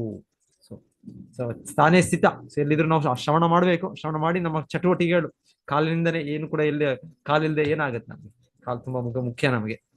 ಸೊ ಭಗವಂತನು ಅದಕ್ಕೆ ಅವನೇ ಒಂದು ನಿರ್ವಹಣೆ ತಗೊಂಡಿದ್ದಾನೆ. ಕಾಲುಗಳು ಅವನೇ ಸಪೋರ್ಟ್, ಅವನೇ ಆಧಾರ. ಏಕೆಂದ್ರೆ ಕಾಲುಗಳ ಸಹಾಯವಿಲ್ಲದೆ ಒಬ್ಬನು ಒಂದು ಸ್ಥಳದಿಂದ ಮತ್ತೊಂದಕ್ಕೆ ಚಲಿಸಲಾರ. ಆದ್ದರಿಂದ ಭಗವಂತನು ಯಜ್ಞಾಚರಣೆಗಾಗಿ ಉದ್ದೇಶಿತವಾದ ಮಾನವ ಜೀವಿಗಳ ಕಾಲುಗಳ ಮೇಲೆ ವಿಶೇಷ ನಿಯಂತ್ರಣವನ್ನು ಹೊಂದಿದ್ದಾನೆ. ಪ್ರಭುಪಾದರು ಎಲ್ಲಿಂದ ಎಲ್ಲಿ ನಮ್ಗೆ ಕರ್ಕೊಂಡು ಬರ್ತಾರೆ. ಇಲ್ಲಿ ವಿವರಣೆ ಸರ್ಗ ಸೃಷ್ಟಿ ವಿಶ್ವರೂಪದಲ್ಲಿ ಹೇಗೆ ಸೃಷ್ಟಿ ಆಗ್ತಾ ಇದೆ ಅಂತ ಇಲ್ಲಿ ಹೇಳ್ತಾ ಇರೋದು. ಆದ್ರೆ ಶ್ರೀಲ ಪ್ರಭುಪಾದರು ನಮಗೆ ಜೀವನದ ಉದ್ದೇಶವನ್ನೇ ತಂದ್ಕೊಟ್ಬಿಟ್ರು. ನಮ್ಗೆ ಜೀವನದ ಉದ್ದೇಶ ನಾವು ಭಗವಂತನ ತೃಪ್ತಿಪಡಿಸ್ಬೇಕು. ಸೊ ಅದಕ್ಕೆ ನಮಗೆ ಚಟುವಟಿಕೆಗಳಾಗ್ಬೇಕು. ಸೊ ಯಾವ ಚಟುವಟಿಕೆಗಳಾದ್ರೂ ತೊಂದರೆ ಇಲ್ಲ, ಆ ಚಟುವಟಿಕೆಗಳಲ್ಲಿ ನಾವು ಉದ್ದೇಶ ತಿಳ್ಕೊಂಡು ನಮ್ಮ ಆ ಧರ್ಮವನ್ನು ನಾವು ಪಾಲಿಸ್ಬೇಕು. ನಾವು ಒಬ್ಬರು ಕ್ಷತ್ರಿಯ ಇದರಲ್ಲಿ ಇರ್ಬೋದು, ಒಬ್ರು ವೈಶ್ಯರಾಗಿರ್ಬೋದು, ಒಬ್ರು ಶೂದ್ರ, ಒಬ್ರು ಬ್ರಾಹ್ಮಣ. ಸೊ ಈ ರೀತಿಯ ಒಂದು ಕಾರ್ಯಚಟುವಟಿಕೆ ಇರ್ಬೋದು ಲೌಕಿಕವಾಗಿ. ಆದರೆ ಏನಾದ್ರೂ ಕೂಡ ಇದರಲ್ಲಿ ವಿಷ್ಣು ಕೃಷ್ಣನ ತೃಪ್ತಿಪಡಿಸ್ಬೇಕು ನಮ್ಮ ವೃತ್ತಿಯಿಂದ, ನಮ್ಮ ಕಾರ್ಯಗಳಿಂದ, ನಮ್ಮ ಚಟುವಟಿಕೆಗಳಿಂದ. ನಮ್ಮ ಏನ್ ಹೇಳಿದ್ರಿ, ಇದು ರಹಸ್ಯ ಅಂತ ಹೇಳಿದ್ರಿ. ಇದು ಜೀವನದ ರಹಸ್ಯ. ಜೀವನದ ರಹಸ್ಯ ಏನು ಅಂದ್ರೆ, ನಾವು ಇಂದ್ರಿಯ ಸುಖಕ್ಕೆಲ್ಲ ಇರೋದು. ಈ ಕಾಲುಗಳಾಗಿರ್ಬೋದು, ಇನ್ನೊಂದಾಗಿರ್ಬೋದು, ಪ್ರತಿಯೊಂದು ಬಹಳ ಚೆನ್ನಾಗಿ ಭಾವಾರ್ಥದಲ್ಲಿ ಶ್ರೀಲ ಪ್ರಭುಪಾದರು ಕಾಲುಗಳನ್ನ ಹೇಗೆ ನಾವಿವಾಗ ತುಂಬಾ ವೈಜ್ಞಾನಿಕವಾಗಿ ಮುಂದೆ ಬಂದ್ಬಿಟ್ಟಿದ್ದೇವೆ. ಹಿಂದೆ ಕಾಲದಲ್ಲಿ ಅವರು ಏನದು ಎತ್ತಿನ ಗಾಡಿಯಲ್ಲಿ ಹೋಗ್ತಾ ಇದ್ರು ಅಂತ ಅಂದ್ಕೊಳ್ತೀವಿ ನಾವು. ಇರ್ಬೋದು ಈ ಕಲಿಯುಗದಲ್ಲಿ ಈಗ ಕೆಲವು ವರ್ಷಗಳ ಹಿಂದೆ ಅದೆಲ್ಲ ನಾವು ಆ ರೀತಿ ಹಿಂದೆಯ ಇದನ್ನ ಕಲ್ಕೊಂಡ್ವಿ. ಅಲ್ಲಿ ನಾವು ಕೇಳ್ತೀವಲ್ಲ, ಕೃಷ್ಣ ಇವರಿಗೆ ಯಾರಿಗೆ ಅವರು ರುಕ್ಮಿಣಿ ದೇವಿ, ಸೊ ಅವರು ತಾಯಿ ರುಕ್ಮಿಣಿ ದೇವಿ ಅವ್ರನ್ನ ಅವ್ರಿಗೆ ಇದಾಗ್ಬೇಕಾಗಿರುತ್ತೆ, ಸ್ವಯಂವರ ಆಗ್ಬೇಕಾಗಿರುತ್ತೆ. ಇವ್ರ ಜೊತೆ ಸ್ವಯಂವರ ಬಲಾತ್ಕಾರವಾಗಿ ಅವರ ಅಣ್ಣ ಇವರ ಜೊತೆ ಯಾರು ಶಿಶುಪಾಲನೊಟ್ಟಿಗೆ. ಆದ್ರೆ ಅವ್ರು ಪತ್ರ ಬರೀತಾರೆ ಅವರು ಕೃಷ್ಣನಿಗೆ, ಬನ್ನಿ ನೀವು. ಸೊ ಹಾಗೆ ಕೃಷ್ಣ ಎಷ್ಟೋ ದೂರ ದ್ವಾರಕ್ಕೆ, ಸೊ ಅಲ್ಲಿಂದ ಹೇಳ್ತಾರೆ ಇಲ್ಲಿಗೆ ಬರ್ತಾರೆ ರುಕ್ಮಿಣಿ ದೇವಿ ಅವರು ಇದಕ್ಕೆ ಬರ್ತಾರೆ. ಅದು ರಾತ್ರೋರಾತ್ರಿ ಅವರು ತುಂಬಾ ವೇಗವಾಗಿ ರಥದಲ್ಲಿ ಅವರು ಚಲಿಸಿ, ಭಗವಂತನ ಒಂದು ಕ್ಷಣಕ್ಕೆ ಕೂಡ ಬರ್ಬೋದು, ಆದ್ರೆ ಭಗವಂತನು ಅವನ ಅವತಾರ, ಅವನ ಲೀಲೆ ಭೌತಿಕ ಜಗತ್ತಿನಲ್ಲಿ ಅವನು ಮಾಡೋದು. ಹಾಗೆ ಅವನು ರಥದ ಮೇಲೆ ಕುತ್ಕೊಂಡು ಅವನ ಸಾರಥಿಗೆ ಹೇಳೋದು, ಸೊ ಹೋಗು, ನಾನು ಅಲ್ಲಿ ಕರ್ಕೊಂಡು ಸಮಯ ಇಲ್ಲ, ನಾನು ಇನ್ಯಾರಿಗೂ ಇಲ್ಲಿ ನನ್ನ ಸೈನ್ಯವನ್ನು ಕರ್ಕೊಂಡು ಹೋಗ್ಲಿಕ್ಕೆ, ಬಲರಾಮನ ಕೇಳಲಿಕ್ಕೆ ಸಮಯ ಇಲ್ಲ, ಸೊ ನನ್ನ ಕರ್ಕೊಂಡು ಹೋಗಿ ನಾನು. ಸೊ ಅವರು ಅಲ್ಲಿಂದ ಅವ್ರು ಎಷ್ಟೋ ಸಾವಿರಾರು ಮೈಲಿ ಬರ್ತಾರ. ಸೊ ಹಿಂದೆ ಇರ್ತಾ ಇತ್ತು ಆ ರೀತಿಯ ಭೌತಿಕವಾಗಿ ಕೂಡ ಹೇಳ್ಬೇಕು ಅಂದ್ರೆ ಆ ರೀತಿಯ ಒಂದು ರಥಗಳಿರ್ತಾ ಇದ್ರು, ಆ ತರ ಅಶ್ವಗಳಿರ್ತಾ ಇದ್ವು, ಅಷ್ಟು ವೇಗವಾಗಿ ಚಲಿಸಿ. ಯಾಕಂದ್ರೆ ಇದು ಬೇರೆ ಯುಗ ಕೂಡ. ಈಗ ನಾವು ಏನ್ ಶಕ್ತಿ ಇದೆ, ಹಿಂದೆ ಯುಗದಲ್ಲಿ ಮನುಷ್ಯನಿಗೂ ಹಾಗೆ ಪ್ರಾಣಿಗಳಿಗೂ ಹಾಗೆ ಅದರ ಬಲ ಜಾಸ್ತಿ ಇರ್ತಾ ಇತ್ತು, ಅದರ ಗಾತ್ರ ಜಾಸ್ತಿ ಇರ್ತಾ ಇತ್ತು. ಇವಾಗ ನಾವೇನ್ ನೋಡ್ತೀವಿ, ಆನೆಗಳು ಈಗೆಲ್ಲ ಏನ್ ನೋಡ್ತೀವಿ, ಇದೆಲ್ಲ ತುಂಬಾ ಚಿಕ್ಕವು. ಇದು ಹಿಂದೆ ಯುಗದಲ್ಲಿ ಅದರ ಗಾತ್ರ ಕೂಡ ಬಹಳ ದೊಡ್ಡದಿರ್ತೈತೆ, ಅದರ ಬಲ ಕೂಡ ತುಂಬಾ ದೊಡ್ಡದಿರ್ತಾ ಇತ್ತು. ಮನುಷ್ಯನು ಹೇಗೆ ಕಲಿಯುಗದಲ್ಲಿ ಕಡಿಮೆ ಆಗಿದ್ದಾನೆ, ಅವನ ಗಾತ್ರ ಕಡಿಮೆ ಆಗಿದೆ, ಅವನ ಬಲ ಕಡಿಮೆ ಆಗಿದೆ, ಹಾಗೆ ಕೂಡ ಈ ಜಗತ್ತು ಪ್ರಕೃತಿಯ ಜೀವಿಗಳು ಕೂಡ ಅಷ್ಟೇ.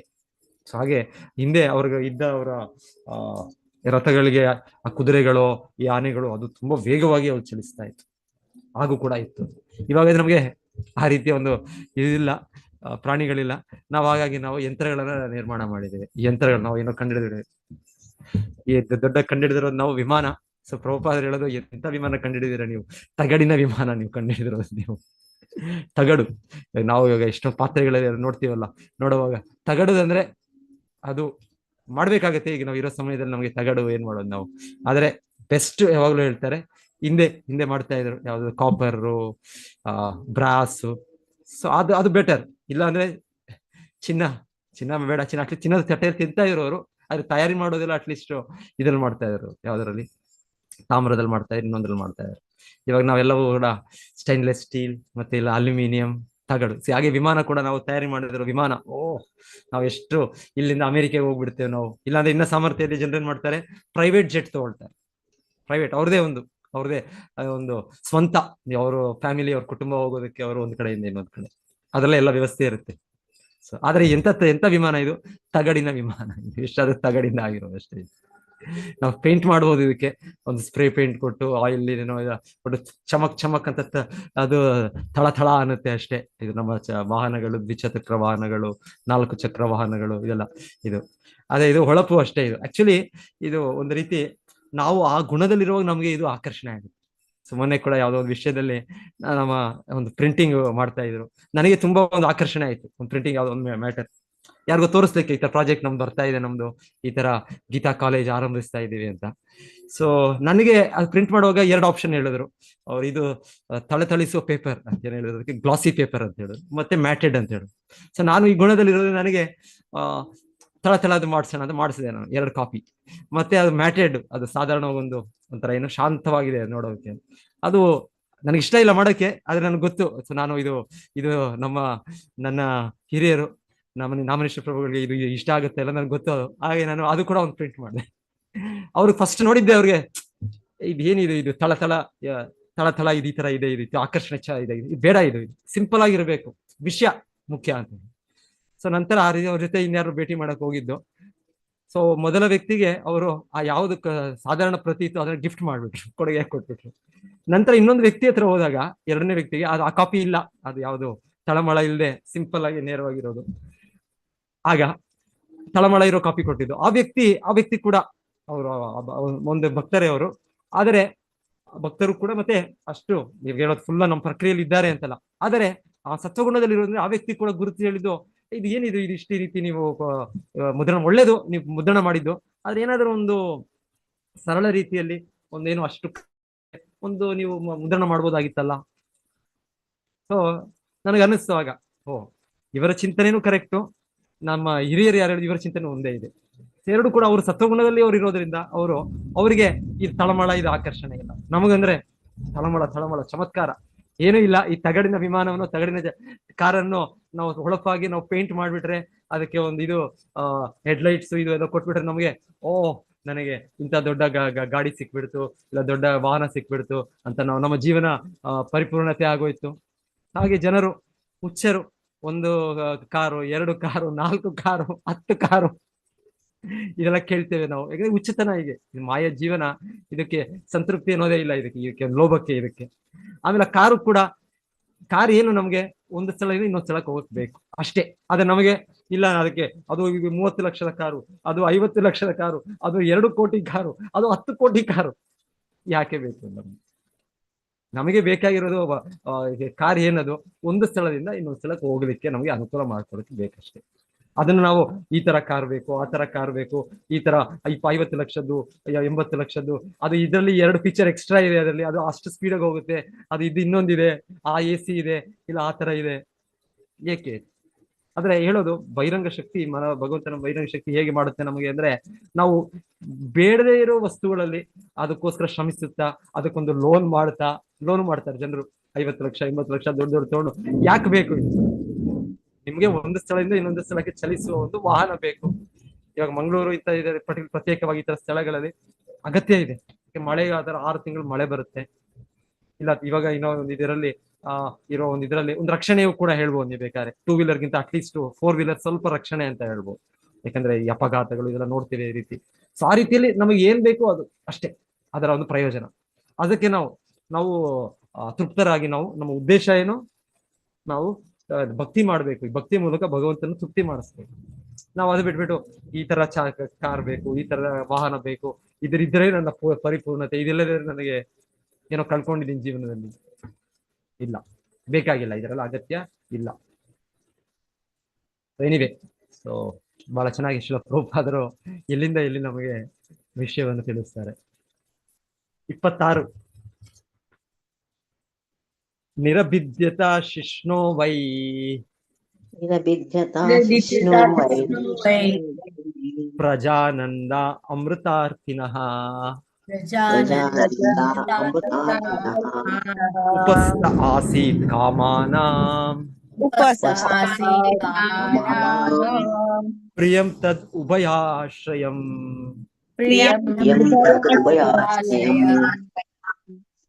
ಅದಾದ ನಂತರ ಲೈಂಗಿಕ ಸುಖಕ್ಕಾಗಿ ಮಕ್ಕಳನ್ನು ಪಡೆಯಲು ಮತ್ತು ಸ್ವರ್ಗದ ಅಮೃತದ ರುಚಿ ನೋಡಲು ಭಗವಂತನು ಜನನೇಂದ್ರಿಯಗಳನ್ನು ಸೃಷ್ಟಿಸಿದನು. ಹೀಗೆ ಜನನೇಂದ್ರಿಯ ಉಂಟಾಯಿತು. ಅದರ ನಿಯಂತ್ರಕ ದೇವತೆ ಪ್ರಜಾಪತಿ. ಲೈಂಗಿಕ ಸುಖದ ವಿಷಯ ಮತ್ತು ನಿಯಂತ್ರಕ ದೇವತೆಯು ಭಗವಂತನ ಜನನೇಂದ್ರಿಯಗಳ ನಿಯಂತ್ರಣದಲ್ಲಿವೆ. ಸೊ ಪ್ರಭುಪಾದರು ಇದನ್ನು ಉಪಯೋಗಿಸ್ತಾ ಹೌದು ಇದೆ. ಸೊ ಎಷ್ಟು ದೊಡ್ಡ ಭಾವಾರ್ಥ, ಚಿಕ್ಕ ಭಾವಾರ್ಥ? ಓಕೆ, ಯಾರಾದ್ರೂ ಓದಿ. ಇನ್ನೊಂದು ಭಾವಾರ್ಥ ಓದೋಣ. ಹರೇ ಕೃಷ್ಣ ಪ್ರಭುಜಿ. ಓದಿ ಮತ್ತೆ. ಬದ್ಧಾತ್ಮರಿಗೆ ಲೈಂಗಿಕ ಸುಖವೇ ಸ್ವರ್ಗ ಸುಖವಾಗಿದೆ ಮತ್ತು ಈ ಸುಖವನ್ನು ಜನನೇಂದ್ರಿಯಗಳ ಮೂಲಕ ಅನುಭವಿಸಲಾಗುತ್ತದೆ. ಸ್ತ್ರೀಯು ಲೈಂಗಿಕ ಸುಖದ ವಸ್ತುವಾಗಿದ್ದಾಳೆ ಮತ್ತು ಲೈಂಗಿಕ ಸುಖದ ಇಂದ್ರಿಯಾನುಭವ ಮತ್ತು ಸ್ತ್ರೀ ಇಬ್ಬರು ಪ್ರಜಾಪತಿಯಿಂದ ನಿಯಂತ್ರಿತರಾಗಿದ್ದಾರೆ. ಅವನು ಭಗವಂತನ ಜನನೇಂದ್ರಿಯಗಳಿಂದ ನಿಯಂತ್ರಿತನಾಗಿದ್ದಾನೆ. ಭಗವಂತನು ನಿರಾಕಾರನಲ್ಲ ಎಂಬುದನ್ನು ನಿರಾಕಾರವಾದಿಗಳು ಈ ಶ್ಲೋಕದಲ್ಲಿ ತಿಳಿಯಬೇಕು. ಏಕೆಂದರೆ ಅವನು ಜನನೇಂದ್ರಿಯಗಳನ್ನು ಹೊಂದಿದ್ದಾನೆ. ಎಲ್ಲಾ ಲೈಂಗಿಕ ಸುಖ ವಸ್ತುಗಳು ಅದನ್ನು ಅವಲಂಬಿಸಿವೆ. ಲೈಂಗಿಕ ಸಂಭೋಗದಲ್ಲಿ ಸ್ವರ್ಗದ ಅಮೃತದ ರುಚಿ ಇರದಿದ್ದರೆ ಯಾರೂ ಮಕ್ಕಳನ್ನು ಪೋಷಿಸುವ ತೊಂದರೆ ತೆಗೆದುಕೊಳ್ಳುತ್ತಿರಲಿಲ್ಲ. ಬದ್ಧಾತ್ಮರಿಗೆ ಭಗವದ್ಧಾಮಕ್ಕೆ ಮರಳಲು ಪುನರ್ಜೀವನಗೊಳ್ಳಲು ಒಂದು ಅವಕಾಶ ನೀಡುವುದಕ್ಕಾಗಿ ಈ ಭೌತಿಕ ಜಗತ್ತು ಸೃಷ್ಟಿಯಾಗಿದೆ. ಆದ್ದರಿಂದ ಸೃಷ್ಟಿಯ ಉದ್ದೇಶವನ್ನು ಉಳಿಸಲು ಜೀವಿಗಳ ಉತ್ಪಾದನೆ ಅವಶ್ಯ. ಲೈಂಗಿಕ ಸುಖವು ಅಂತಹ ಕ್ರಿಯೆಗೆ ಪ್ರೇರಕವಾಗಿದೆ. ಆದ್ದರಿಂದ ಅಂತಹ ಲೈಂಗಿಕ ಸುಖದ ಕ್ರಿಯೆಯಲ್ಲಿಯೂ ಕೂಡ ಭಗವಂತನನ್ನು ಸೇವಿಸಬಹುದು. ಅಂತಹ ಲೈಂಗಿಕ ಸುಖದಿಂದ ಹುಟ್ಟಿದ ಮಕ್ಕಳು ಭಗವತ್ ಪ್ರಜ್ಞೆಯಲ್ಲಿ ಸರಿಯಾಗಿ ತರಬೇತಿ ಪಡೆದಾಗ ಸೇವೆಯು ಪರಿಗಣಿತವಾಗುತ್ತದೆ. ಜೀವಿಯ ಸುಪ್ತ ಭಗವತ್ ಪ್ರಜ್ಞೆಯನ್ನು ಪುನರ್ಜೀವನಗೊಳಿಸುವುದೇ ಭೌತಿಕ ಸೃಷ್ಟಿಯ ಪೂರ್ಣ ಉದ್ದೇಶವಾಗಿದೆ. ಮನುಷ್ಯ ರೂಪವನ್ನು ಉಳಿದು ಇತರ ಜೀವರೂಪಗಳಲ್ಲಿ ಭಗವಂತನ ಉದ್ದೇಶಕ್ಕಾಗಿ ಯಾವ ಸೇವೆಯ ಪ್ರೇರಣೆಯೂ ಇಲ್ಲದೆ ಲೈಂಗಿಕ ಸುಖವೇ ಪ್ರಧಾನವಾಗಿರುತ್ತದೆ. ಆದರೆ ಮಾನವ ರೂಪದ ಬದುಕಿನಲ್ಲಿ ಬದ್ಧಾತ್ಮನು ಯೋಗ್ಯರಾದ ಮಕ್ಕಳನ್ನು ಭಗವತ್ ಪ್ರಜ್ಞೆಯಲ್ಲಿ ತರಬೇತಿ ಪಡೆಯುವಂತೆ ಮಾಡಲು ಸಾಧ್ಯವಾಗುವಂತಿದ್ದರೆ ಮಾತ್ರ ವ್ಯಕ್ತಿಯು 100 ಮಕ್ಕಳನ್ನು ಪಡೆಯಬಹುದು ಮತ್ತು ಲೈಂಗಿಕ ಸಂಭೋಗದ ಸ್ವರ್ಗೀಯ ಸುಖವನ್ನು ಭೋಗಿಸಬಹುದು. ಇಲ್ಲವಾದರೆ ಮಕ್ಕಳನ್ನು ಪಡೆದು ಹಂದಿಯ ಮಟ್ಟದ್ದಾಗುತ್ತದೆ. ನಿಜವಾಗಿ ಹಂದಿಯು ಮಾನವ ಜೀವಿಗಿಂತ ಹೆಚ್ಚು ಸಮರ್ಥವಾಗಿದೆ, ಏಕೆಂದರೆ ಅದು ಒಮ್ಮೆಗೆ 12 ಮರಿಗಳನ್ನು ಪಡೆಯಬಲ್ಲದು. ಆದರೆ ಮಾನವ ಜೀವಿಯು ಒಮ್ಮೆಗೆ ಒಂದೇ ಮಗುವಿನ ಜನ್ಮ ನೀಡಬಲ್ಲನು. ಆದ್ದರಿಂದ ಜನನೇಂದ್ರಿಯಗಳು, ಲೈಂಗಿಕ ಸುಖ, ಸ್ತ್ರೀ ಮತ್ತು ಮಕ್ಕಳು ಎಲ್ಲವೂ ಭಗವತ್ ಸೇವೆಗೆ ಸಂಬಂಧಿಸಿವೆ ಎನ್ನುವುದನ್ನು ಸದಾ ಜ್ಞಾಪಕದಲ್ಲಿರಿಸಿಕೊಳ್ಳಬೇಕು. ಪರಮಪ್ರಭುವಿನ ಸೇವೆಯಲ್ಲಿನ ಈ ಸಂಬಂಧವನ್ನು ಮರೆತವನು ಪ್ರಕೃತಿ ನಿಯಮಗಳಿಂದ ಭೌತಿಕ ಅಸ್ತಿತ್ವದ ತ್ರಿವಿಧ ಕ್ಲೇಶಗಳಿಗೆ ಒಳಗಾಗುತ್ತಾನೆ. ನಾಯಿಯ ಶರೀರದಲ್ಲಿಯೂ ಕೂಡ ಲೈಂಗಿಕ ಸುಖಾನುಭವವಿದೆ, ಆದರೆ ಅಲ್ಲಿ ಭಗವತ್ ಪ್ರಜ್ಞೆಯ ಭಾವವಿಲ್ಲ. ಭಗವತ್ ಪ್ರಜ್ಞೆಯ ಅರಿವಿನಿಂದ ಮಾನವ ಶರೀರವು ನಾಯಿಗಿಂತ ಭಿನ್ನವಾಗಿದೆ. ಹರೇ ಕೃಷ್ಣ. ಧನ್ಯವಾದಗಳು. ಸೊ ಪ್ರಭುಪಾದರು ಇಲ್ಲಿ ನಮಗೆ ಮೊದಲಿಗೆ ಈ ಭಾವಾರ್ಥದಲ್ಲಿ ಏನ್ ಹೇಳ್ತಾರೆ? ಭಗವಂತನು ನಿರಾಕಾರನಲ್ಲ ಎಂಬುದನ್ನು ನಿರಾಕಾರವಾದಿಗಳು ಈ ಶ್ಲೋಕದಲ್ಲಿ ತಿಳಿಯಬೇಕು. ಸೊ ನಿರ್ವಿಶೇಷ ಶೂನ್ಯವಾದಿ ಪಾಶ್ಚಾತ್ಯ ದೇಶ ತಾರೆಯೇ. ಸೊ ಶ್ರೀಲ ಪ್ರಭುಪಾದರು ಭಗವಂತನ ಪ್ರತಿನಿಧಿ, ಶ್ರೀ ಚೈತನ್ಯ ಮಹಾಪ್ರಭುವಿನ ಸೇನಾಧಿಪತಿ. ಸೊ ಅವರ ಇದರಲ್ಲಿ ಅವರ ಮುಖ್ಯ ಉದ್ದೇಶ ಈಗ ಕಲಿಯುಗದ ನಾವು ಅಂಧಕಾರಣ 21ನೇ ಶತಮಾನದ ಅಂಧಕಾರದಲ್ಲಿದ್ದೇವೆ. ನಾವು ಗಾಢ ಅಂಧಕಾರದಲ್ಲಿದ್ದೇವೆ. ಸೊ ನಮಗೆ ಕಣ್ಣು ತೆಗೆಸ್ಬೇಕು, ನಮಗೆ ಜ್ಞಾನೋದಯ ಕೊಡಬೇಕು. ಸೊ ಗೊತ್ತು ಅವ್ರಿಗೆ ಏನು ನಮ್ಮ ಪ್ರಾಬ್ಲಮ್, ನಮ್ಮ ಪ್ರಾಬ್ಲಮ್ ನಿರಾಕಾರ. ಅವ್ರು ಭಗವಂತನೊಂದು ವ್ಯಕ್ತಿ ಅಲ್ಲ, ವ್ಯಕ್ತಿಗತ ಅಸ್ತಿತ್ವ ಇಲ್ಲ, ವ್ಯಕ್ತಿಗತ ಇಚ್ಛೆ ಇಲ್ಲ, ಎಲ್ಲವೂ ಒಂದು ಆಟೋಮ್ಯಾಟಿಕ್ ಆಗಿ ತಂತಾನಾಗೆ ಆಗ್ತಾ ಇದೆ. ಸೊ ಹೀಗೆ ಇಲ್ಲ, ಭಗವಂತ ನಿರಾಕಾರನಲ್ಲ ಎಂಬುದನ್ನು ನಿರಾಕಾರವಾದಿಗಳು ಈ ಶ್ಲೋಕದಲ್ಲಿ ತಿಳಿಯಬೇಕು. ಏಕೆಂದರೆ ಅವನ ಜನನೇಂದ್ರಿಯಗಳನ್ನು ಹೊಂದಿದ್ದಾನೆ. ಅವನ ಜನನೇಂದ್ರಿಯಗಳು ಇದೇ ಮುಖ್ಯ. ಭೌತಿಕ ಜಗತ್ತು ಅಂದ್ರೆ ಜನನೇಂದ್ರಿಯಗಳೇ ನಡೀತಾ ಇರೋದು. ನಮ್ಮ ಸಂಪೂರ್ಣ ಜೀವನ ಕಾಮ ಜೀವನ, ಇದರಿಂದಲೇ ನಮ್ಮ ಅಸ್ತಿತ್ವ ಇಲ್ಲಿಂದ. ಇದು ಸ್ವರ್ಗ ಸುಖ ನಮಗೆ. ಸೊ ನಾವು ಮೈಥುನಾದಿ ಗೃಹ ಮೇದಿ ಸುಖಂ ಇತ್ತುಚ್ಛಂ, ಸೀದಾ ಅನುಭವ, ಇದರ ವಾಸ್ತವ ಇದು ಗ್ರಹಣ ಇಲ್ಲ ನಮಗೆ, ಸಾಕ್ಷಾತ್ಕಾರ ಇಲ್ಲ ನಾವು. ಹಾಗಾಗಿ ನಾವು ಹುಚ್ಚರಾಗಿ ನಾವು ಭೌತಿಕ ಜಗತ್ತನ್ನು ಊತಿ ಅದನ್ನು ನಡೆಸ್ಕೊಂಡು ಹೋಗ್ತಾ ಇದ್ದೇವೆ. ನಾವು ಕಾರ್ಯಕ್ರಮಗಳಲ್ಲಿ ತೊಡಗಿದ್ದೇವೆ. ಅದು ಕೂಡ ಭಗವಂತನೇ ಕಾರಣ, ಕೃಷ್ಣನೇ ಕಾರಣ. ಸೊ ಇಲ್ಲಿ ಪ್ರಜಾಪತಿ ದೇವತೆಗಳು ಅವರು ಇದರ ಅಧಿದೇವತೆಗಳು. ಮತ್ತೆ ಅದು ವಿಶ್ವರೂಪದಲ್ಲಿ, ವಿರಾಟ್ ರೂಪದಲ್ಲಿ ಎಲ್ಲ ಜನನೇಂದ್ರಿಯಗಳಕ್ಕೆ ಕಾರಣ. ಸೊ ಆ ರೀತಿ ಇಲ್ಲಿ ತಿಳಿಸ್ತಾ ಇರೋದು.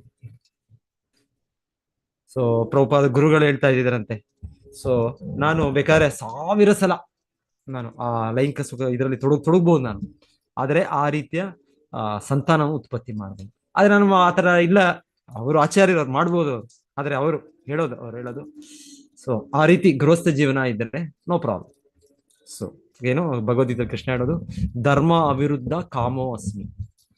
ಸೊ ಧರ್ಮದ ವಿರುದ್ಧವಿಲ್ಲದೆ ಬರುವ ಸಂತಾನಗಳು, ಮಕ್ಕಳು, ಅವರನ್ನು ನಾವು ದೈವ ಪ್ರಜ್ಞೆಯಲ್ಲಿ ಬೆಳೆಸ್ಬೋದು. ಭೌತಿಕ ಇದರಲ್ಲ, ಭೌತಿಕ ಇದರಲ್ಲಿ ಅದಾಗುತ್ತೆ, ಅದೆಲ್ಲರೂ ಬೆಳೆಸ್ತಾ ಇದ್ದಾರೆ. ಎಲ್ಲ ಅವರ ವಂಶ ನಡೀತಾ ಇದೆ, ನಾಯಿಗಳ ವಂಶ ನಡೀತಾ ಇದೆ, ಹಂದಿಯ ವಂಶ ನಡೀತಾ ಇದೆ. ಅದು ನಮಗಿಂತ ಹೆಚ್ಚುವೇ ಮಾಡ್ತಾ ಇದೆ. ಇಲ್ಲಿ ಹೇಳ್ತಾ ಇದ್ದಾರೆ ಎಷ್ಟು, ಅದು ಒಂದು ಸಮಯಕ್ಕೆ ಅದು 12, 15 ಎಲ್ಲ ಹುಟ್ಟಿಸ್ಬೋದು. ನಮಗೆ ಒಂದು ಮಗು ಹುಟ್ಟಕ್ಕೆ ನಮಗೆ ಎಷ್ಟು ಟೆನ್ಷನ್, ಎಷ್ಟು ಇದು. ಈಗ ಈ ಕಲಿಯುಗದಲ್ಲಿ ಈಗ ನಂತರ ಡಾಕ್ಟರ್ ಹತ್ರ ಹೋಗ್ಬೇಕು, ಅವ್ರ ಹತ್ರ ಇಷ್ಟು ಚೆಕಪ್ಸ್ ಅವ್ರು ಹೇಳ್ತಾರೆ, ತಿಂಗಳಿಗೊಮ್ಮೆ ಬರ್ಬೇಕು, ಇಲ್ಲ 15 ದಿವಸಕ್ಕೊಮ್ಮೆ ಬರ್ಬೇಕು, ಇಲ್ಲ ವಾರಕ್ಕೊಮ್ಮೆ ಬರ್ಬೇಕು, ಈ ಸ್ಕ್ಯಾನ್ ಮಾಡಿ, ಆ ಸ್ಕ್ಯಾನ್ ಮಾಡಿ. ಇವತ್ತು ಈ ರೀತಿ ಆಗಿದೆ ಈಗ ಕಲಿಯುಗ ನಮ್ಮ ಸ್ಥಿತಿ ನಮ್ಮದು. ಹೀಗೆಲ್ಲ ಒಂದೆಲ್ಲ ಇಲ್ಲ. ಭಗವಂತನು ಆ ಜೀವಿಗಳಲ್ಲಿ ಅವ್ರಿಗೆ ಯಾವ ಡಾಕ್ಟ್ರು ಇಲ್ಲ, ಯಾವ ಒಂದು ನರ್ಸು ಇಲ್ಲ, ಯಾವ ಮಿಡ್ವೈಫ್ ಇಲ್ಲ. ಆಗತ್ತೆ, ಎಷ್ಟೋ ಜೀವಿಗಳು ಹುಟ್ಟುತ್ತವೆ. ಸೊ ಅದು ಆಗ್ತಾ ಇದೆ ಅದು. ಸೊ ಬಟ್ ಎನಿವೆ, ಉದ್ದೇಶ ಏನು, ನಮ್ಮ ಇದರಲ್ಲಿ ಆ ಹುಟ್ಟೋ ಮಕ್ಕಳು ಅವರು ಕೃಷ್ಣ ಪ್ರಜ್ಞೆ ಬೆಳೆಸಬೇಕು. ಪ್ರಭುಪಾದ ಹೇಳ್ತಾರೆ, ಮತ್ತೆ ಅವರು ಇದೇ ಲಾಸ್ಟ್ ಜನ್ಮ ನಮ್ಮ ಮಕ್ಕಳು, ಮತ್ತೆ ಅವರು ಜನ್ಮವನ್ನು ತಾಳ್ಬಾರ್ದು ಅವರು. ಸೊ ಈ ಉದ್ದೇಶ ಇದ್ರೆ ಎಷ್ಟು ಬೇಕಾದ್ರೂ ನೀವು ಮಕ್ಕಳನ್ನ ಉತ್ಪತ್ತಿ ಮಾಡಿ. ಅದು ಕೃಷ್ಣ ಅದು ಧರ್ಮ ಅದು. ಸೊ ಅದಿಲ್ಲ, ಆ ರೀತಿ ನಮಗೆ ಇಲ್ಲ ಅಂದ್ರೆ, ಸಾಮರ್ಥ್ಯ ಇಲ್ಲ ಅಂದ್ರೆ, ಆಗ ವಾಲಂಟ್ರಿ ಆಗ ನಾವು ಅದನ್ನ ನಿಲ್ಲಿಸ್ಬೇಕು ಅದನ್ನ.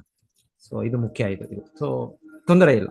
ಅದೇನು ನಾವು ಹೇಳೋದು, ಅಯ್ಯೋ ಜನಸಂಖ್ಯೆ ಜಾಸ್ತಿ ಆಗೋಯ್ತು, ಆ ರೀತಿ ನಾವು ಆರ್ಟಿಫಿಷಿಯಲ್ ಆಗಿ ಏನೋ ಮಾಡ್ಬೇಕು, ಇಲ್ಲ, ಬೇಕಾಗಿಲ್ಲ. ಕೃಷ್ಣನು ಎಲ್ಲವನ್ನು ಸಲಹುತ್ತಾನೆ, ಎಲ್ಲವನ್ನು ಪಾಲಿಸುತ್ತಾನೆ. ಸೊ ಇದು ಆರ್ಟಿಫಿಷಿಯಲ್ ಆಗಿ ಇದು ಕಾಂಟ್ರಸೆಪ್ಷನ್, ಅಬಾರ್ಷನ್ ಇದೆಲ್ಲ ಇದೆ. ಇದೆಲ್ಲ ಆಧುನಿಕ ಮನುಷ್ಯನ ಇದೆಲ್ಲ ಕಂಡು ಹಿಡಿದದ್ದು. ಇದೆಲ್ಲ ಈ ರೀತಿ ಇದೆಲ್ಲ ತುಂಬಾ ಪಾಪ ಜೀವನಗಳು, ಇದೆಲ್ಲ ಪಾಪ ಚಟುವಟಿಕೆಗಳು. ಸೊ ಏನಾಗುತ್ತೆ, ಹೆಚ್ಚು ಪಾಪಗಳಾದಾಗ ನಮಗೆ ಆ ದರ್ಶನವನ್ನು ಮರ್ತ ಹೋಗ್ಬಿಡುತ್ತೆ, ನಮಗೆ ಗೋಚರವಾಗೋದಿಲ್ಲ. ಕೃಷ್ಣ ಪ್ರಜ್ಞೆ ನಮಗೆ ಗೋಚರ ಆಗೋದಿಲ್ಲ.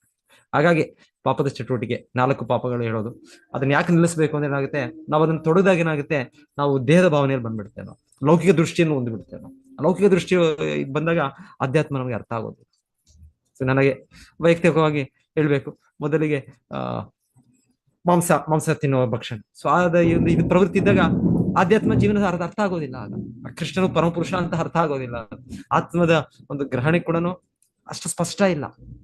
ಆದ್ರೆ ನಾವು ಆ ರೀತಿ ಪಾಪದ ಜೀವನ ಬಿಟ್ಟ ಮೇಲೆ ಕ್ರಮೇಣ ಸ್ವಲ್ಪ ಬೆಳಕು, ಹೌದಲ್ಲ, ನಾವು ಈ ದೇಹಕ್ಕಿಂತ ನಾವು ಭಿನ್ನದ ಒಂದು ಅಸ್ತಿತ್ವ ಇದೆ ನಮಗೆ, ನಾವು ದೇಹ ಅಲ್ಲ ನಾವು ಇಲ್ಲ. ಯಾಕಂದ್ರೆ ನೋಡಿ, ಇಂಥ ದೊಡ್ಡ ದೊಡ್ಡ ವ್ಯಕ್ತಿಗಳು, ವಿಜ್ಞಾನಿಗಳು, ದೊಡ್ಡ ದೊಡ್ಡ ದಾರ್ಶನಿಕರು ಸಂಪೂರ್ಣ ದೇಹ ಭಾವನೆಯಲ್ಲೇ ಇದ್ದಾರೆ. ಅವ್ರಿಗೆ ಈ ದೇಹದ ಬಿಟ್ಟು ಅಸ್ತಿತ್ವ ಇದೆ, ಒಂದು ನಾವು ಅದು ಆತ್ಮ ಅನ್ನೋದೇ ಅವ್ರಿಗೆ ಅದರ ಗುರುತೇ ಇಲ್ಲ, ಅದರ ಒಂದು ನಂಬಿಕೆನೇ ಇಲ್ಲ, ಅದರ ಒಂದು ಸುಳಿವೇ ಇಲ್ಲ. ಯಾಕೆ ಅಂದ್ರೆ ಆ ಪಾಪದ ಜೀವನ ಇದ್ದಾಗ ಅದು ಆ ರೀತಿಯ ಒಂದು ಕುರುಡು ಇದನ್ನು ಸೃಷ್ಟಿ ಮಾಡುತ್ತೆ, ಆ ದೃಷ್ಟಿಯನ್ನು, ಭೌತಿಕ ದೃಷ್ಟಿಯನ್ನು ಬೆಳೆಸುತ್ತೆ. ಸೊ ಅದಕ್ಕೆ ಈ 4 ಪ್ರಭುಪಾದ ಮೊದಲಿಗೆ 4 ಪಾಪ ಚಟುವಟಿಕೆಗಳು, ಅದನ್ನ ನಾವು ನಿಲ್ಲಿಸ್ಬೇಕು. ನಾವು ಅದನ್ನ ನಿಲ್ಲಿಸಿದ್ರೆ ನಮ್ಗೆ ಆಟೋಮ್ಯಾಟಿಕ್ ಆಗಿ ಅದು ದೃಷ್ಟಿ, ಸತ್ವಗುಣ ಬರುತ್ತೆ. ಸತ್ವಗುಣದಲ್ಲಿ ನಮ್ಗೆ ಜ್ಞಾನ ಬರುತ್ತೆ, ನಮ್ಗೆ ಇದೆಲ್ಲ ಸರಿಯಾಗಿ ಅರ್ಥ ಆಗುತ್ತೆ ನಮ್ಗೆ. ಸೊ ಮುಖ್ಯ ನಮ್ಗೆ. ಸೊ ಇಲ್ಲಿ ಹೇಳ್ತಾ ಇರೋ ರೀತಿ ತೊಂದರೆ ಇಲ್ಲ. ಇದು ಭಗವಂತನು ಕೊಟ್ಟಿದ್ದಾನೆ, ಆದ್ರೆ ಇದನ್ನು ಕೊಟ್ಟಿದ್ದಾನೆ ಅಂದ್ರೆ ಇದನ್ನು ಧರ್ಮದ ರೀತಿಯಲ್ಲಿ ನಾವು ಉಪಯೋಗಿಸ್ಬೇಕು. ಧರ್ಮದ ರೀತಿಯಲ್ಲಿ ಉಪಯೋಗಿಸ್ಬೇಕು ಅಂದ್ರೆ ಇದರಿಂದ ಆಗುತ್ತೆ. ಬರ್ತಾರೆ ಗೃಹಸ್ಥರಂದ್ರೆ ಡೆಫಿನೆಟ್ಲಿ ಮಕ್ಕಳು ಇರ್ತಾರೆ, ಮಕ್ಕಳಾಗ್ಲೇಬೇಕು. ಸೊ ಆಗ ಮಕ್ಕಳನ್ನ ನಾವು ಕೃಷ್ಣ ಪ್ರಜ್ಞೆಯಲ್ಲಿ ಬೆಳೆಸಬೇಕು. ಸೊ ಇದರಿಂದ ನಾವು ಉಪಯೋಗಿಸಿದ್ರೆ ಅದು ಕೂಡ ಕೃಷ್ಣ ಭಕ್ತಿಯೇ. ಅದ್ರೇನು ನಷ್ಟ ಇಲ್ಲ, ಅದರಲ್ಲಿ ಏನು ನಷ್ಟ ಇಲ್ಲ.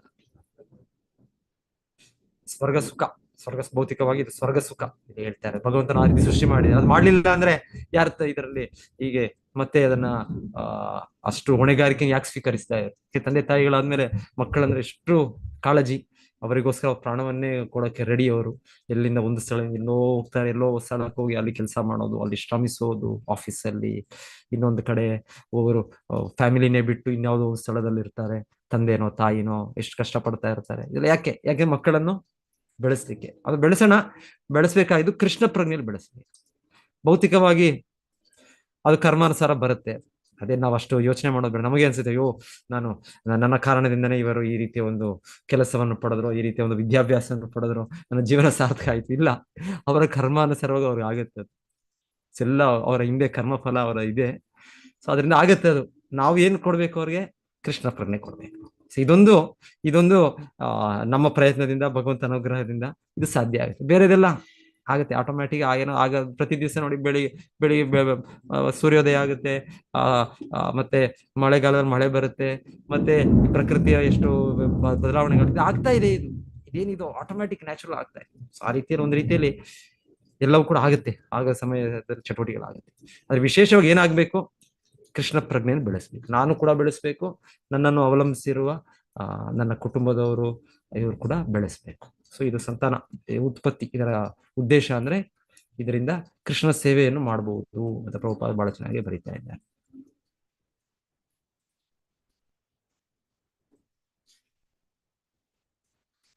ಇಪ್ಪತ್ತೇಳು. ಉತ್ಸೃಕ್ಷೋರ್ಧಾತು ಮಲಂ ಉಸ್ತಸ್ರೋಧಾತೃಮಲಂ ನಿರಭಿದ್ಯತ ವೈ ಗುದಂ ಅತಃ ವಾಯುಸ್ತತೋ ಮಿತ್ರ ಉತ್ಸರ್ಗ ಉಭಯಾಶ್ರಯಃ. ಅನಂತರ ದೇವೋತ್ತಮ ಪರಮಪುರುಷನು ಆಹಾರದ ತಿರಸ್ಕೃತ ಭಾಗವನ್ನು ವಿಸರ್ಜಿಸಲು ಅಪೇಕ್ಷಿಸಿದಾಗ ವಿಸರ್ಜನಾರಂಧ್ರವಾದ ಗುದವು ಮತ್ತು ಗುದೇಂದ್ರಿಯವು ನಿಯಂತ್ರಕ ದೇವತೆ ಮಿತ್ರನೊಂದಿಗೆ ಹುಟ್ಟಿದವು. ಗುದೇಂದ್ರಿಯ ಮತ್ತು ವಿಸರ್ಜಿತ ವಸ್ತುಗಳೆರಡೂ ನಿಯಂತ್ರಕ ದೇವತೆಯ ಆಶ್ರಯದಲ್ಲಿವೆ. ಹೇಳ್ತಾರೆ, ಮಲ ವಿಸರ್ಜನೆಯ ವಿಚಾರದಲ್ಲಿಯೂ ಕೂಡ ಮಲವು ನಿಯಂತ್ರಿತವಾಗಿದೆ. ಆದ್ದರಿಂದ ಜೀವಿಯು ತಾನು ಸ್ವತಂತ್ರನೆಂದು ಹೇಗೆ ಸಾಧಿಸಬಹುದು? ಸೊ ನಾವ್ ಹೇಳ್ತೇವೆ, ನಾವು ಸ್ವತಂತ್ರರು, ನಾವು ಇವತ್ತು ದೊಡ್ಡ 21ನೇ ಶತಮಾನದ ಬುದ್ಧಿಜೀವಿಗಳು, ನಾವು ವಿಜ್ಞಾನಿಗಳು, ನಾವು ದಾರ್ಶನಿಕರು, ನಾವು ನಾಯಕರು, ಇಲ್ಲಾಂದ್ರೆ ನಾವು ದೊಡ್ಡ ಇಲ್ಲ ಏನ್ ಹೇಳೋದು ಸ್ವಾಮಿಗಳು, ನಾವೇ ದೇವರು, ಈ ತರ ಎಲ್ಲ ಹೇಳ್ತೇವೆ ನಾವು. ಓಕೆ, ನಾವು ತುಂಬಾ ದೊಡ್ಡ ವ್ಯಕ್ತಿಗಳು, ದೊಡ್ಡ ಇದು. ಆದರೆ ನಮ್ಮ ಮಲ ವಿಸರ್ಜನೆ ಮಾಡೋದ ಮೇಲೂ ಕೂಡ ನಮ್ಗೆ ನಿಯಂತ್ರಣ ಇಲ್ಲ. ಅದು ನಮ್ಗೆ ಕಂಟ್ರೋಲ್ ಇದ್ರೆ ಕಂಟ್ರೋಲ್ ಮಾಡ್ಬೋದು ನಾವು. ಅದು ಕಂಟ್ರೋಲ್ ಇಲ್ಲ ಅಂದ್ರೆ ಅದು ಹಾಗೆ ಆಗ್ಬಿಡುತ್ತೆ ಅದು.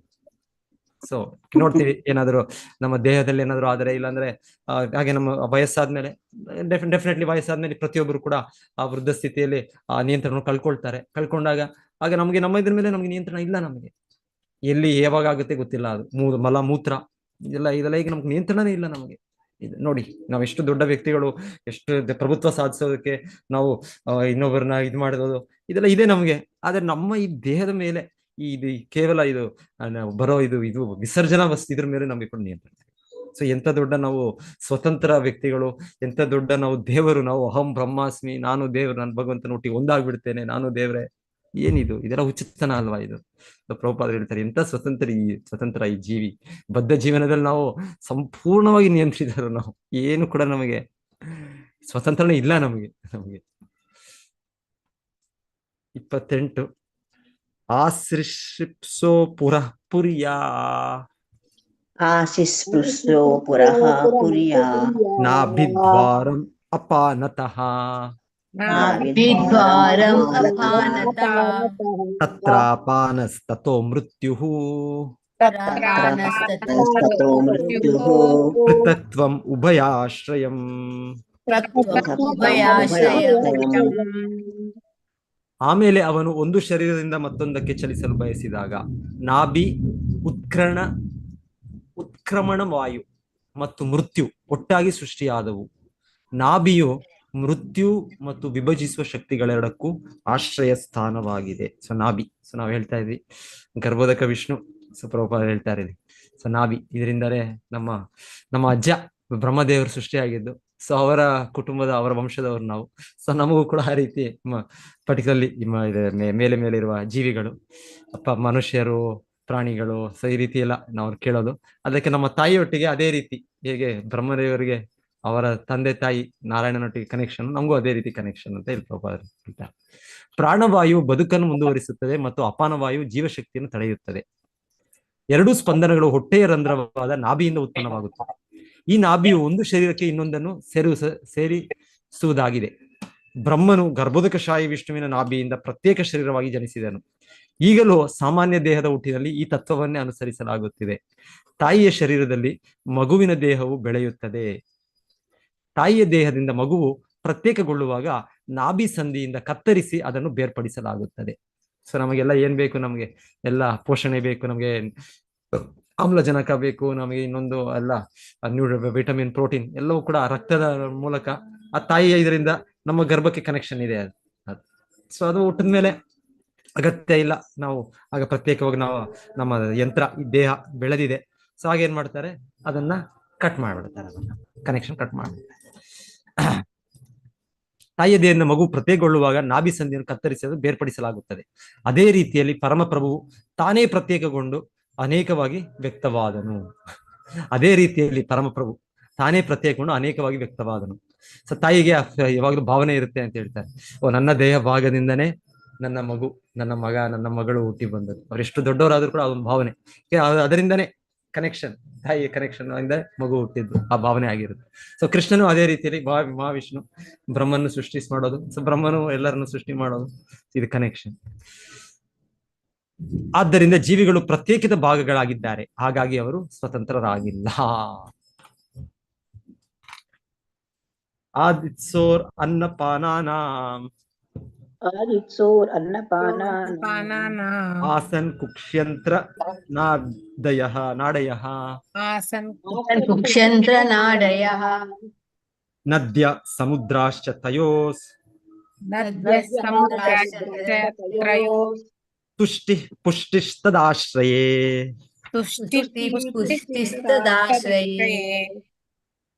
ಆಹಾರ ಮತ್ತು ಪಾನೀಯದ ಅಪೇಕ್ಷೆಯಾದಾಗ ಹೊಟ್ಟೆ ಮತ್ತು ಕರಳುಗಳು ಹಾಗೂ ನಾಡಿಗಳು ಕೂಡ ವ್ಯಕ್ತವಾದವು. ನದಿಗಳು ಮತ್ತು ಸಮುದ್ರಗಳು ಅವುಗಳ ತುಷ್ಟಿ ಮತ್ತು ಪುಷ್ಟಿಗಳಿಗೆ ಆಕರವಾಗಿವೆ.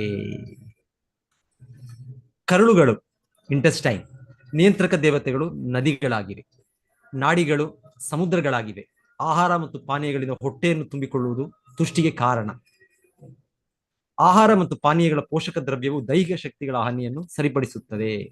ಆದ್ದರಿಂದ ಶರೀರದ ಆರೋಗ್ಯವು ಕರುಳುಗಳು ಮತ್ತು ನಾಡಿಗಳ ಆರೋಗ್ಯಕರ ಕ್ರಿಯೆಗಳನ್ನು ಅವಲಂಬಿಸಿದೆ. ಇವೆರಡರ ನಿಯಂತ್ರಕ ದೇವತೆಗಳಾದ ನದಿಗಳು ಮತ್ತು ಸಮುದ್ರಗಳು ಕರುಳುಗಳು ಮತ್ತು ನಾಡಿಗಳನ್ನು ಆರೋಗ್ಯಕರ ಸ್ಥಿತಿಯಲ್ಲಿ ಇರಿಸುತ್ತವೆ.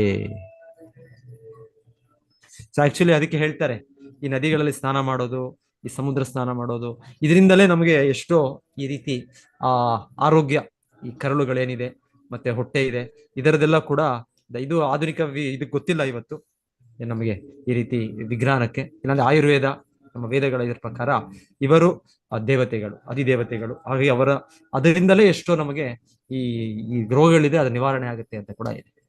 ನೋಡಿ, ಕೇವಲ ನದಿ ಸ್ನಾನ, ಈಗ ನದಿ ಒಂದ್ ರೀತಿ ನೀವು ನೋಡ್ಬೋದು, ವೈಜ್ಞಾನಿಕವಾಗಿ ಕೂಡ ಆ ನೀರು ಅದು ಎಲ್ಲೆಂದ ಕಡೆ ಅದನ್ನು ತರೋದದು ಫ್ಲೋಯಿಂಗ್ ರಿವರ್, ಹರಿಯುವ ನೀರು ಆ ಬೇರೆ ಬೇರೆ ಎಲ್ಲೆಲ್ಲೋ ಬೆಟ್ಟ ಗುಡ್ಡಗಳಿಂದ ಬೇಕಾದ ಆ ಮಿನರಲ್ಸ್ ಅದೆಲ್ಲ ಕೂಡ ತರುತ್ತೆ ಅದು.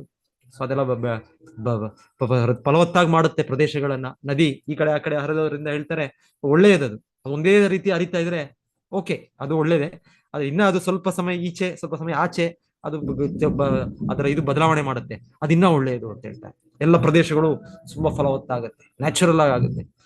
ನ್ಯಾಚುರಲ್ ಆಗಿ ನಾವು ಇನ್ನೇನು ಈ ಕೆಮಿಕಲ್ ಹಾಕ್ಬೇಕು, ಪೆಸ್ಟಿಸೈಡ್ ಹಾಕ್ಬೇಕು, ಇನ್ಸೆಕ್ಟ್ ಬೇಕಾಗಿಲ್ಲ. ನದಿಗಳು ಅವರ ಸೃಷ್ಟಿಯ ಪ್ರಕೃತಿ ಮಾಡೋ ರೀತಿಯಲ್ಲೇ ಎಲ್ಲವನ್ನು ಕೂಡ ಅದು ಫಲವತ್ತಾಗಿ ಮಾಡುತ್ತೆ. ಬೇ ಆಫ್ ಬೆಂಗಾಲ್ ಎಲ್ಲ ನೋಡಿದ್ರೆ ಎಷ್ಟು ಹಸಿರು, ಅಲ್ಲಿ ಡೆಲ್ಟಾ ಅಂತ ಹೇಳ್ತಾರೆ. ಗಂಗಾ ಡೆಲ್ಟಾ, ಗಂಗಾ ಸಾಗರ ಅದೆಲ್ಲ ಏನು ಕೂಡ ಬೆಳೆಯುತ್ತೆ, ಅಷ್ಟು ಫಲವತ್ತಾಗಿ ಇರುತ್ತೆ ಸ್ಥಳ. ಸೊ ಎನಿವೆ, ಸೊ ನದಿಗಳಿಗೆ ಆ ಶಕ್ತಿ ಇದೆ, ನದಿಯ ನೀರು. ಹಾಗೆ ಸಮುದ್ರ ಸ್ನಾನ ಕೂಡ ಹೇಳ್ತಾರೆ, ಅದರಲ್ಲೂ ಕೂಡ ಆ ರೀತಿಯ ಒಂದು ಪೌಷ್ಟಿಕ ಇದಿದೆ, ಮತ್ತೆ ಆರೋಗ್ಯಕ್ಕೂ ಕೂಡ ಅವರು ಅದರಿಂದ ಇದಾಗುತ್ತೆ ಅಂತ ಹೇಳ್ತಾ ಇದ್ದಾರೆ.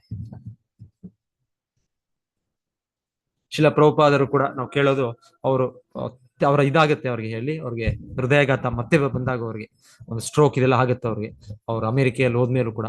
ಮತ್ತೆ ಪ್ರಭುಪಾದರಿಗೆ ಮೊದಲು ಡಾಕ್ಟರ್ ಹತ್ರ ಕರ್ಕೊಂಡು ಹೋಗ್ತಾರೆ ಹಾಸ್ಪಿಟಲ್. ಅವ್ನು ಪ್ರಭುಪಾದ ಸಾಕು ಇನ್ನು ಆಯ್ತು, ಆ ರೀತಿಯ ಒಂದು ಎಮರ್ಜೆನ್ಸಿ ಇದು ಆಯ್ತು, ಸೊ ನನ್ನ ಇಲ್ಲಿಂದ ಹೊರಗೆ ಕರ್ಕೊಂಡು ಹೋಗಿ. ವರ್ಷ ಶಿಷ್ಯರು ಬ್ರಹ್ಮಾನಂದ ಅವರೆಲ್ಲ ಸೇರಿ ಹೇಳ್ತಾರೆ, ಡಾಕ್ಟರ್ ಅಡ್ವೈಸ್, ಡಾಕ್ಟರ್ ಅವ್ರು ಇಲ್ಲ ಈಗ ಕರ್ಕೊಂಡು ಹೋದ್ರೆ ಇನ್ನೇನೋ ಆಗ್ಬಿಡುತ್ತೆ, ನಿಮ್ಗೆ ಅನಾಹುತ ಆಗ್ಬಿಡುತ್ತೆ, ಅವ್ರು ಬರ್ಸ್ಕೊಳ್ತಾರೆ ನಿಮ್ಮ ಹತ್ರ ಅದೆಲ್ಲ. ಸೊ ಅವ್ರು ಬರೀಲೂ ಇಲ್ಲ, ಇನ್ನೊಂದು ಇಲ್ಲ, ಅವ್ರು ಹಾಗೆಯೇ ಶಿಲ ಪ್ರಭುಪಾದನ ಡಿಸ್ಚಾರ್ಜ್ ಮಾಡಿ ಕರ್ಕೊಂಡ್ ಬಂದ್ಬಿಟ್ರು ಅವರು. ಮತ್ತೆ ಅದೇನದು ಹಾಸ್ಪಿಟಲ್ ಬಿಲ್ ಇದೆಲ್ಲ ತುಂಬಿದ್ರು, ಅದು ಬಿಡಿ. ಆದ್ರೆ ಪ್ರಭುಪಾದರ ಇಚ್ಛೆಯಿಂದ ಹೊರಗೆ ಬಂದು, ಮತ್ತೆ ಪ್ರಭುಪಾದ ಹೇಳ್ತಾರೆ, ನನಗೆ ಒಂದು ಚೆನ್ನಾಗಿ ಒಂದು ಬಿಸಿ ವಾತಾವರಣ, ಸೂರ್ಯ ಇರೋ ರೀತಿಯಲ್ಲಿ, ಯಾಕೆ ಭಾರತಕ್ಕೆ ತಕ್ಷಣ ಬರಕ್ಕಾಗಲ್ಲ, ಅವ್ರಲ್ಲಿ ಅಮೆರಿಕೆಯಲ್ಲೆಲ್ಲೋ ಇದ್ದಾರಲ್ಲಿ ಅಲ್ಲಿ. ಸೊ ಪ್ರಭುಪಾದರು ನನಗೆ ಒಂದು ಸೀಶೋರ್, ಎಲ್ಲಿ ಒಂದು ಸಮುದ್ರ ಗಡಿಯಲ್ಲಿ ಪ್ರದೇಶದಲ್ಲಿ ಆ ತರ ರೀತಿಯಲ್ಲೆಲ್ಲಾದ್ರು. ಸೊ ಪ್ರಭುಪಾದರಿಗೆ ಆ ರೀತಿಯ ಒಂದು ಇದನ್ನು ವಾತಾವರಣ ಇದು ಮಾಡಿ, ಭಕ್ತರು ಅಲ್ಲಿ ಅವರ ಸೇವೆ ಮಾಡಿ, ಮತ್ತೆ ಪ್ರಭುಪಾದರು ಅವರ ಆರೋಗ್ಯವನ್ನು ಚೇತರಿಸ್ಕೊಳ್ತಾರೆ, ವಿಶೇಷವಾಗಿ ಹೆಚ್ಚಾಗಿ ಅದನ್ನ ಚೇತರಿಸ್ಕೊಳ್ತಾರೆ. ಮತ್ತೆ ಭಾರತಕ್ಕೆ ಬಂದಾಗ್ಲೂ ಅಲ್ಲಿ ಅವರ ವಿವರಣೆ ಇದೆ, ಲೀಲಾಮೃತದಲ್ಲಿ ನೋಡಿದಾಗ ಆ ಡೆಲ್ಲಿ ಏರ್ಪೋರ್ಟ್ ಲ್ಯಾಂಡ್ ಆಗಿದ್ದೆ ಅಲ್ಲಿ, ಆ ಭಾರತದ ಇದು ಡೆಲ್ಲಿ, ಉತ್ತರ ಭಾರತದ ಇದರಲ್ಲಿ ಸಮ್ಮರ್ ಸೀಸನ್ ಅಲ್ಲಿ ಎಷ್ಟು ಬಿಸಿಲಿರುತ್ತೆ, ಎಷ್ಟು ಇದಿರುತ್ತೆ. ಸೊ ಪ್ರಭುಪಾದ ಹೇಳ್ತಾರೆ, ಅಲ್ಲಿಗೆ ಅವ್ರಿಗೆ ಒಂದು ಅವರ ಹೆಲ್ತ್ ಆರೋಗ್ಯ ಮತ್ತೆ ಪಡೆದಾಗ ಅವ್ರಿಗೆ ಫುಲ್ ಮತ್ತೆ ಅಷ್ಟಕ್ಕೆ ಸ್ವಲ್ಪ ಅದರಿಂದಾನೇ ಅವರು ಚೇತರಿಸ್ಕೊಳ್ತಾರೆ. ಸೊ ಹೀಗೆ ಇದೆ ನಮಗೆ ಈ ಆಧುನಿಕ ಏನೇನೋ ಮದ್ದುಗಳಿದೆ, ಇನ್ನೊಂದಿದೆ, ಇದೆಲ್ಲ ಇದೆ. ಆದ್ರೆ ನಿಸರ್ಗದಲ್ಲೇ, ಪ್ರಕೃತಿಯಲ್ಲೇ ನಮಗೆ ಇದೆ. ಒಂದ್ ಕಡೆ ಹೇಳ್ತಾರೆ, ಸೂರ್ಯ ಮೇಲೆ ನಾವು ನಿಂತ್ಕೊಂಡ್ರೆ ಅದರಿಂದಲೇ ನಮಗೆ, ಆ ಶಾಖದಿಂದಲೇ ನಮಗೆ ಎಷ್ಟೋ ರೋಗಗಳೆಲ್ಲ ಹೋಗುತ್ತೆ ನಮಗೆ. ಹೀಗೆ ಸೂರ್ಯ ಕೂಡ, ಅವರು ಕೂಡ ಈ ಆರೋಗ್ಯದ ಚಿಕಿತ್ಸೆಗೆ ಇದಕ್ಕೆ ಅವರು ದೇವತೆ, ಅವರು ಕೂಡ ಇದಿದೆ, ಅವರು ಪೂಜೆ ಮಾಡಿದ್ರೆ ಅದು ಕೂಡ ಹೋಗುತ್ತೆ ಅಂತ ಕೂಡ ಹೇಳ್ತಾರೆ. ಸೊ ಎಲ್ಲ ಇದೆ ಹೀಗೆ ಪ್ರಕೃತಿಯಲ್ಲಿ ಭಗವಂತನ ವ್ಯವಸ್ಥೆ, ನ್ಯಾಚುರಲ್ ಆಗಿ, ನೈಸರ್ಗಿಕವಾಗಿ ನಮ್ಮ ಆರೋಗ್ಯವನ್ನು ಕೂಡ, ದೇಹವನ್ನು ಕೂಡ ನಾವು ಸರಿಯಾದ ರೀತಿ ಇಟ್ಕೊಳ್ಳುತ್ತೆ ನಮಗೆ.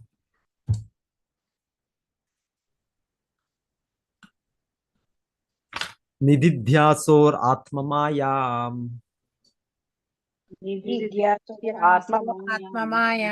ಹೃದಯಂ ನಿರಭಿದ್ಯತ ಹೃದಯಂ ನಿರವಿದ್ಯತ ತಥೋ ಮನಶ್ಚಂದ್ರ ಇತಿ ತಥೋ ಮನಶ್ಚಂದ್ರ ಇತಿ ಸಂಕಲ್ಪಃ ಕಾಮ ಏವ ಚ. ಕಾಮ ಏವ ಚ. ತನ್ನ ಶಕ್ತಿಯ ಚಟುವಟಿಕೆಗಳನ್ನು ಕುರಿತು ಚಿಂತಿಸಲು ಬಯಸಿದಾಗ ಹೃದಯ, ಮನಸ್ಸಿನ ಪೀಠ, ಮನಸ್ಸು, ಚಂದ್ರ, ಸಂಕಲ್ಪ ಮತ್ತು ಎಲ್ಲ ಬಯಕೆಗಳು ವ್ಯಕ್ತವಾದುವು. ಪ್ರತಿಯೊಬ್ಬ ಜೀವಿಯ ಹೃದಯವು ದೇವೋತ್ತಮ ಪರಮಪುರುಷನ ಸ್ವಾಂಶ ವಿಸ್ತರಣೆಯಾದ ಪರಮಾತ್ಮನ ಪೀಠವಾಗಿದೆ. ಅವನಿಲ್ಲದೆ ಜೀವಿಯು ಪೂರ್ವ ಕರ್ಮಾನುಸಾರ ಕಾರ್ಯಶಕ್ತಿಗೆ ಒಳಗಾಗಲಾರ. ಭೌತಿಕ ಜಗತ್ತಿನಲ್ಲಿ ಬದ್ಧರಾಗಿರುವ ಜೀವಿಗಳು ಅವನಲ್ಲಿರುವ ಒಲವಿಗೆ ಅನುಗುಣವಾಗಿ ಸೃಷ್ಟಿಯಲ್ಲಿ ವ್ಯಕ್ತರಾಗುತ್ತಾರೆ. ಪರಮಾತ್ಮನ ನಿರ್ದೇಶನದಲ್ಲಿ ಪ್ರತಿಯೊಬ್ಬರಿಗೂ ಭೌತಿಕ ಶಕ್ತಿಯಿಂದ ಅಗತ್ಯವಾದ ಭೌತಿಕ ದೇಹವನ್ನು ನೀಡಲಾಗುತ್ತದೆ. ಇದನ್ನು ಭಗವದ್ಗೀತೆಯಲ್ಲಿ 9ನೇ ಅಧ್ಯಾಯದ 10ನೇ ಶ್ಲೋಕದಲ್ಲಿ ವಿವರಿಸಲಾಗಿದೆ. ಆದ್ದರಿಂದ ಪರಮಾತ್ಮನು ಬದ್ಧಾತ್ಮನ ಹೃದಯದಲ್ಲಿರುವಾಗ ಬದ್ಧಾತ್ಮನಲ್ಲಿ ಅವಶ್ಯವಾದ ಮನಸ್ಸು ವ್ಯಕ್ತವಾಗುತ್ತದೆ. ಹೇಗೆ ಒಬ್ಬನು ನಿದ್ದೆಯಿಂದ ಎಚ್ಚೆತ್ತ ಅನಂತರ ತನ್ನ ಕರ್ತವ್ಯ ಪ್ರಜ್ಞೆ ಹೊಂದುತ್ತಾನೋ ಹಾಗೆ ತನ್ನ ವೃತ್ತಿ ಪ್ರಜ್ಞೆಯನ್ನು ಹೊಂದುತ್ತಾನೆ. ಆದ್ದರಿಂದ ಪರಮಾತ್ಮನು ಅವನ ಹೃದಯದಲ್ಲಿ ಕುಳಿತ ಮೇಲೆ ಜೀವಿಯ ಭೌತಿಕ ಮನಸ್ಸು ಬೆಳೆಯುತ್ತದೆ. ಆಮೇಲೆ ಮನಸ್ಸು, ನಿಯಂತ್ರಕ ದೇವತೆ, ಚಂದ್ರ, ಅನಂತರ ಮನಸ್ಸಿನ ಚಟುವಟಿಕೆಗಳು, ಚಿಂತನೆ, ಭಾವನೆ, ಇಚ್ಛೆ ಎಲ್ಲವೂ ಉಂಟಾಗುತ್ತದೆ. ಹೃದಯವು ವ್ಯಕ್ತವಾಗದೆ ಮನಸ್ಸಿನ ಚಟುವಟಿಕೆಗಳು ಆರಂಭವಾಗುವುದಿಲ್ಲ. ಭಗವಂತನು ಭೌತಿಕ ಸೃಷ್ಟಿಯ ಚಟುವಟಿಕೆಗಳನ್ನು ನೋಡಲು ಬಯಸಿದಾಗ ಹೃದಯವು ವ್ಯಕ್ತವಾಯಿತು. ಸೊ ಇಲ್ಲಿ ಮೊದಲಿಗೆ ನಾವು ವಿವರಣೆ ಕೇಳಿದ್ವಿ, ಇದು ಹೇಗೆ ಸೃಷ್ಟಿಯಲ್ಲಿ ವಿಶ್ವರೂಪದಲ್ಲಿ ಈ ಸರ್ಗ ಇದರಲ್ಲಿ ಸೃಷ್ಟಿ ಆಗುತ್ತೋ ಅದರಿಂದ ನಮ್ಗೆ ಇನ್ನೊಂದು ತಿಳಿಯೋದು, ನಮ್ಮ ಜನನ ಕೂಡ ತಾಯಿಯ ಗರ್ಭದಲ್ಲಿದ್ದಾಗ 7 ತಿಂಗಳಿಗೆ ನಮಗೆ ಪ್ರಜ್ಞೆ ಬರೋದು. ನಮಗೆ 7 ತಿಂಗಳವರೆಗೂ ನಮಗೆ ಪ್ರಜ್ಞೆನೇ ಇಲ್ಲ. ನಮ್ಗೆ ಪ್ರಜ್ಞೆ ಇಲ್ಲ ಅಂದ್ರೆ ಇದ್ದೀವಿ ನಾವು, ಏನೋ 7 ತಿಂಗಳಲ್ಲಿ ಒಂದು ಮ್ಯಾಜಿಕ್ ಚಮತ್ಕಾರ ಆಗಿ ಆತ್ಮ ಬಂದ್ಬಿಡ್ತು ಅಂತಲ್ಲ. ಸೊ ಅಷ್ಟವರೆಗೂ ಜೀವ ಇಲ್ಲ ಅಂತಲ್ಲ, ಇಲ್ಲ. ಜೀವ ಯಾವಾಗ ಅದು ಆ ವೀರ್ಯ ಇದು ಪ್ರವೇಶಗೊಳ್ಳುತ್ತೆ ಮೈಥುನ ಇದರಲ್ಲೇ ಆತ್ಮ ಪ್ರವೇಶ ಆಯ್ತು. ಅದು ಆತ್ಮ ಪ್ರವೇಶಗೊಂಡ್ರೇನೆ ಅದು ಮತ್ತೆ ಬೆಳೆಯೋದು, ಇಲ್ಲಾಂದ್ರೆ ಬೆಳೆಯೋದಿಲ್ಲ. ಅದು ಅಕಸ್ಮಾತ್ ಅದು ಇದಾದ್ರೂ ಕೂಡ ವೀರ್ಯ ಮತ್ತೆ ಅದು ಮತ್ತೆ ಅದು ಕೈಗಳು ಕಾಲುಗಳು ಏನು ಬೆಳೆಯೋ ಆಗೋದಿಲ್ಲ. ಸೊ ಇಲ್ಲ ಇದು ಇನ್ನ ಜೀವ ಬೆಳೆದಿಲ್ಲ, ಇದು ಇಲ್ಲ. ಜೀವ ಬರೋದು ಆ ಸಮಯದಲ್ಲಿ. ಸೊ ಅದು ಬೆಳೆದ್ರೆ ಮತ್ತೆ ಅದು ಆತ್ಮ ಪ್ರವೇಶಗೊಂಡ್ರೆ ಮತ್ತೆ ಅದಂಗೆ ಮಗು ಚಿಕ್ಕ ಇದರಿಂದ ಏನದು ಒಂದು ಕಾಳಿನ ರೀತಿ ಪಿ ಅಂತ ಕೇಳಿದ್ವಿ ನಾವು ಭಾಗವತದಲ್ಲಿ. ಮತ್ತೆ ಅದಕ್ಕೆ ಎಷ್ಟೋ ಈ ರಂಧ್ರಗಳು ಬೆಳೆಯುತ್ತೆ ಅಂತ ಕೇಳಿದ್ವಿ. ಇಲ್ಲಿ ಹೇಗೆ ವಿಶ್ವರೂಪದ ವಿವರಣೆ ಹೇಳ್ತಾ ಇದೆ, ಆ ಬಾಯಿ ಸೃಷ್ಟಿ ಆಯ್ತು, ಮೂಗು ಸೃಷ್ಟಿ ಆಯ್ತು, ಎಲ್ಲ ರಂಧ್ರಗಳು ಇದೆಲ್ಲ ಸೃಷ್ಟಿ ಆದವು ವಿಶ್ವರೂಪದಲ್ಲಿ. ಅದೇ ರೀತಿ ನಮ್ಮ ದೇಹದಲ್ಲೂ ಕೂಡ ಇದೆ ಇರೋದು. ಈಗ ನಾವು ನೋಡೋದು ಕೂಡ ಅದೊಂದು ಇದಾಗಿರುತ್ತಷ್ಟೇ. ಮೊದಲಾಗಿ ಒಂದು ಮುದ್ದೆ, ಮಾಂಸದ ಮುದ್ದೆನೋ ಏನೋ ಒಂದು ಮುದ್ದೆ ತರ ಇರುತ್ತಷ್ಟೇ. ಮತ್ತೆ ಅದರಲ್ಲಿ ಕಣ್ಣುಗಳು, ಕಿವಿಗಳು ಎಲ್ಲ ಬೆಳೀತವೆ, ಮತ್ತೆ ಕೈಗಳು, ಕಾಲುಗಳು ಎಲ್ಲ ಬೆಳೀತವೆ. ಹಾಗೆ ಹೃದಯ ಬೆಳೆಯುತ್ತೆ ನಮ್ಗೆ. ಸೊ ಇಲ್ಲಿ ಹೇಳ್ತಾ ಇದ್ದಾರೆ, ಇಲ್ಲಿ ಹೃದಯ ಬೆಳೆದ್ಮೇಲೆ ಅಲ್ಲಿ ಪರಮಾತ್ಮ ಇದ್ದಾನೆ. ಅಫ್ಕೋರ್ಸ್ ನಮ್ಮ ಆತ್ಮನೊಟ್ಟಿಗೆ ಪರಮಾತ್ಮನಿದ್ದಾನೆ. ಸೊ ಅವನಿದ್ದು ಮತ್ತೆ ನಮಗೆ ಮನಸ್ಸು ನಮಗೆ ವ್ಯಕ್ತವಾಗುತ್ತೆ. ಸೊ ಮನಸ್ಸು ವ್ಯಕ್ತ ಆದ್ರೆ ಚಿಂತನೆ ವ್ಯಕ್ತವಾಗುತ್ತೆ, ಪ್ರಜ್ಞೆ ಆಗುತ್ತೆ. ನಾನು ಯಾರು, ಎಲ್ಲಿ ಬಂದೆ ನಾನು. ಸೊ 7 ತಿಂಗಳಲ್ಲಿ ನಮಗೆ ಹೇಳ್ತಾರೆ, ನಮಗೆ ಈ ಪ್ರಜ್ಞೆ ಬರುತ್ತೆ. ಯಾಕಂದ್ರೆ ದೇಹ ಇನ್ನ ಬೆಳೆದಿಲ್ಲ ಆ ರೀತಿಯಲ್ಲಿ, ಹೃದಯ ಬೆಳೆದಿಲ್ಲ. ಹೃದಯದಲ್ಲಿ ಇನ್ನ ಆ ಕಾಲುವೆಗಳು ಇಲ್ಲ, ಅದಕ್ಕೆ ಹೃದಯ ಪಂಪ್ ಆಗ್ಬೇಕಾಗ ಅದೆಲ್ಲ ತುಂಬಾ ಇದಾಗಿದೆ, ಅಷ್ಟು ಇನ್ನ ಇದಿಲ್ಲ ಯಂತ್ರ. ಅದು ಚೆನ್ನಾಗಿದಾದ್ಮೇಲೆ 6-7 ತಿಂಗಳಿಗೆ ಇದಾದ್ಮೇಲೆ ಆಮೇಲೆ ಮತ್ತೆ ಮನಸ್ಸು ವ್ಯಕ್ತವಾಗಿ ಮತ್ತೆ ನಮಗೆ ಪ್ರಜ್ಞೆ ಬರುತ್ತೆ. ಹೌದು, ನಾನು ಎಲ್ಲಿ ಬಂದ್ಬಿಟ್ಟೆ. ಸೊ ಹೇಳ್ತಾರೆ, ಪುಣ್ಯ ಜೀವಿಗಳು ಆಕ್ಚುಲಿ ಭಗವಂತನನ್ನು ಸ್ಮರಣೆ ಮಾಡ್ತಾರೆ. ಸ್ಮರಣೆ ಮಾಡಿ ಅವರು ಭಗವಂತನೇ ಸಾಕು, ನಾನು ಈ ಜನ್ಮದಲ್ಲೇ ನಾನು ಖಂಡಿತವಾಗಿ ನನಗೆ ಇನ್ನೊಂದು ಅವಕಾಶ ಕೊಟ್ಟಿದ್ಯಾ ನೀನು ಎಷ್ಟೋ ಕೊಟ್ಟೆ ನನಗೆ, ಸಾವಿರಾರು ಲಕ್ಷಾಂತರ ಕೋಟ್ಯಂತರ ಅವಕಾಶಗಳು ಕೊಟ್ಟೆ. ಆದ್ರೆ ಎಲ್ಲ ಅವಕಾಶಗಳನ್ನು ನನ್ನ ಏನ್ ಹೇಳ್ತಾರೆ, ಅದು ನಾಯಿಯ ಬಾಲ ಡೊಂಕು. ನನ್ನ ಸ್ವಭಾವ ಹೀಗೆ ನನ್ನದು. ನಾನು ಹೀಗೆ ಬದ್ಧ ಜೀವನದಲ್ಲಿ ಸಮಯ ದಿನ ವರ್ಷ ನನ್ನ ಜೀವನಗಳು ಜನ್ಮಗಳು ಹೀಗೆ ಕಳೆದಿದ್ದೇನೆ. ಸೊ ಈ ಸಲ ಆದ್ರೂ ಕೃಷ್ಣ, ನಾನು ನಿನ್ನ ಶರಣಾಗ್ತೇನೆ, ನಿನ್ನ ಆಶ್ರಯ ಪಡಿತೇನೆ ನಾನು ಅಂತ ನಾವು ನೆನಪು ಮಾಡ್ಕೊಳ್ತೇವೆ ನಾವು. ಆದ್ರೆ ಏನ್ ಮಾಡೋದು, ಬಹಿರಂಗ ಶಕ್ತಿ. ಮತ್ತೆ ಹುಟ್ಟಿದ ತಕ್ಷಣವೇ 9ನೇ ತಿಂಗಳಲ್ಲಿ ತಾಯಿಯ ಗರ್ಭದಲ್ಲಿ ಹೊರಗೆ ಬಂದಿದ ತಕ್ಷಣವೇ ಎಲ್ಲರೂ ಕೂಡ ನಮ್ಮನ್ನ ಮುಖ್ಯ ಅತಿಥಿಗೆ ಕಾಯ್ತಾರಲ್ಲ. ಯಾರಾದ್ರೂ ಫಂಕ್ಷನ್ ಮಾಡಿದ್ರೆ ಎಲ್ಲರೂ ಗಾರ್ಲ್ಯಾಂಡ್ ಇಟ್ಕೊಂಡು, ಹಾರ ಇಟ್ಕೊಂಡು, ಇನ್ನೊಂದು ಇಟ್ಕೊಂಡು, ಅಲ್ಲಿ ಎಲ್ಲ ಡ್ರಮ್ಮು ಇದೆಲ್ಲ ಇಟ್ಕೊಂಡು ಮಾಡೋ ರೀತಿಯಲ್ಲಿ ಎಲ್ಲ ನಮ್ಮನ್ನ ಕಾದಿದ್ದಾರೆ. ನಮ್ಮ ತಂದೆ ತಾಯಿಯರು, ನಮ್ಮ ಮಿತ್ರರು, ನಮ್ಮ ಬಂಧುಗಳು ಎಲ್ಲ ಹೇಳ್ತಾರೆ. ಎಲ್ಲ ಮರ್ತೋಗ್ಬಿಡ್ತೇವೆ ನಾವು. ಕೃಷ್ಣನಿಗೆ ಪ್ರಾಮಿಸ್ ಕೊಟ್ಟಿದ್ವಿ, ಕೃಷ್ಣನಿಗೆ ನಾವು ಮಾಡಿದ್ವಿ. ಈ ಪ್ರಾಮಿಸ್ ನಾನು ಇವತ್ತು ಬಿಡೋದಿಲ್ಲ ಕೃಷ್ಣ. ನಾನು ಈ ಸಲ ಡೆಫಿನೆಟ್ ನಾನು ನಿನ್ನ ಆಶ್ರಯ ಪಡಿತೇನೆ, ನಿನ್ನನ್ನು ತೃಪ್ತಿಗೊಳಿಸ್ತೇನೆ, ನಿನ್ನ ಧಾಮಕ್ಕೆ ಬರ್ತೇನೆ ಅಂತ ಹೇಳಿದ್ದೀವಿ ನಾವು. ಮತ್ತೆ ನಾವು ಮರ್ತು ಹೋಗ್ಬಿಟ್ಟು, ಇಲ್ಲ ನಾನೇ ಇಲ್ಲಿ ಚೀಫ್ ಗೆಸ್ಟ್. ಎಲ್ಲರೂ ನನ್ನನ್ನು ಅಷ್ಟು ಚೆನ್ನಾಗಿ ನನ್ನನ್ನ ನಗಿಸ್ತಾ ಇದ್ದಾರೆ, ಮುದ್ದು ಮಾಡ್ತಾ ಇದ್ದಾರೆ. ನನ್ನನ್ನ ಮಗು ನೋಡಿ ಎಲ್ಲರೂ ಕೂಡ ಮುದ್ದು ಮಾಡ್ತಾರೆ. ಸೊ ಭಗವಂತನ ಸೃಷ್ಟಿ ಹಾಗೆ ಎಲ್ಲ. ಅವರ ಒಂದೊಂದು ನಡೆ, ಒಂದೊಂದು ನುಡಿ, ಏನ್ ಮಕ್ಕಳಿಗೆ ನುಡಿನೂ ಇಲ್ಲ, ಸರಿಯಾಗಿ ಶಬ್ದಗಳು ಬರೋದಿಲ್ಲ. ಆದ್ರೆ ಮಕ್ಕಳು ಬೆಳೆಯುವಾಗ ಎಷ್ಟು ಒಂದು ಆಕರ್ಷಣೆ ಇರುತ್ತೆ ಎಲ್ಲರಿಗೂ. ತಂದೆ ತಾಯಿಯವ್ರಿಗಾಗ್ಬೋದು, ಅಜ್ಜ ಅಜ್ಜಿಯರ್ಗಾಗ್ಬೋದು, ಯಾರು ಎಲ್ಲಾದ್ರೂ ಹೋಗ್ತಾ ಇದ್ರು ಕೂಡ ನಾವು ಸಪರೇಟ್ ಆಗಿರ್ತೀವಿ, ಮಾತೆಲ್ಲ ಇದಾಗಿರ್ತೀವಿ.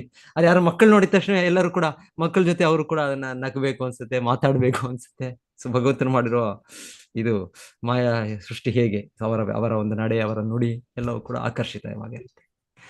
ಸೊ ಎನಿವೆ, ಇದೆಲ್ಲ ಮರ್ತು ಹೋಗ್ಬಿಡ್ತೇವೆ. ಸೊ ನಮ್ಮನ್ನ ಎಲ್ಲರೂ ಕೂಡ ನೋಡ್ಕೊಳ್ತಾ ಇದ್ದಾರೆ ಚೆನ್ನಾಗಿ. ನಾನೇ ಇಲ್ಲಿ ಮುಖ್ಯ ವ್ಯಕ್ತಿ, ನಾನೇ ಇಲ್ಲಿ ಭೋಗಿ, ನಾನೇ ಪ್ರಭು, ನಾನೇ ದೇವರು ಅಂತ ನಮ್ಮ ಜೀವನ.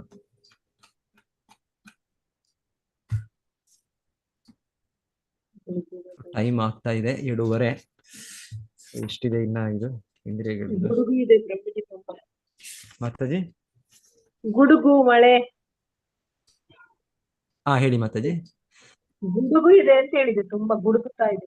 ಗುಡುಗು ಇಲ್ಲಿ ನಮ್ದ ಇಲ್ಲ ಬ್ಯಾಕ್ ಗ್ರೌಂಡ್? ಹೌದೌದು. ಅಲ್ಲ, ಇಲ್ಲಿ ನಮ್ಮಲ್ಲಿ ಅಲ್ಲಿ ಹೇಳಿ ಮಾತಾಜಿ. ಮಂಗಳೂರಲ್ಲಿ ಮಳೆ ಗುಡುಗು ಎಲ್ಲ ಉಂಟು ಅಂತ ಅವರು ಹೇಳೋದು. ಅಲ್ಲಿ ಇಲ್ಲಿ ಹಾಗೆ ಇಲ್ಲಿ ಮಾತಾಜಿ ಅವ್ರು ಕೇಳಿ, ಅವರೆಲ್ಲ ಈ ಊರಿನವರೇ. ಅವರು ಇವಾಗ ಮೇ ಇಂದ ನವೆಂಬರ್ ವರೆಗೂ ಎನಿ ಟೈಮ್ ಯಾವ ಕ್ಷಣದಲ್ಲಿ ಸಿಡಿಲು ಬರುತ್ತೆ, ಯಾವ ಕ್ಷಣದಲ್ಲಿ ಗುಡುಗು ಬರುತ್ತೆ, ಯಾವ ಕ್ಷಣದಲ್ಲಿ ವಿಪರೀತ ಮಳೆ ಬರುತ್ತೆ ಗೊತ್ತಿಲ್ಲ. ಸೊ ಚಿಕ್ಕ ಮಕ್ಕಳಿಂದಾನೇ ಆ ತರಬೇತಿ ಇರುತ್ತೆ ಅವ್ರಿಗೆ. ಅವ್ರು ಎಲ್ಲೋದ್ರು ಕೂಡ ಒಂದು ಕೊಡೆ ಇಟ್ಕೊಂಡು ಹೋಗ್ತಾರೆ ಅವ್ರಿಗೆ ಗೊತ್ತು ಅವ್ರಿಗೆ ಇಲ್ಲಿ ಯಾವಾಗ ಏನಾಗುತ್ತೆ ನಮಗ್ ಗೊತ್ತಿಲ್ಲ. ನಾವು ಹೊರಗೆ ಬೇರೆ ಕಡೆಯಿಂದ ಬಂದಿರೋರು. ನಾವು ಇಲ್ಲ ಇವತ್ತೇನು ಇಲ್ಲ, ಗುಡುಗು ಇಲ್ಲ, ಮಿಂಚು ಇಲ್ಲ, ಇನ್ನೊಂದು ದಿವಸ ಚೆನ್ನಾಗಿದೆ ಅಂತ ಹೋಗ್ಬಿಡ್ತೇವೆ ನಾವು, ಮತ್ತೆ ಸಿಕ್ಕಿ ಬೀಳ್ತೇವೆ. ಸೊ ಈ ಪ್ರದೇಶ ಇದೆ, ಕರಾವಳಿ ಪ್ರದೇಶ.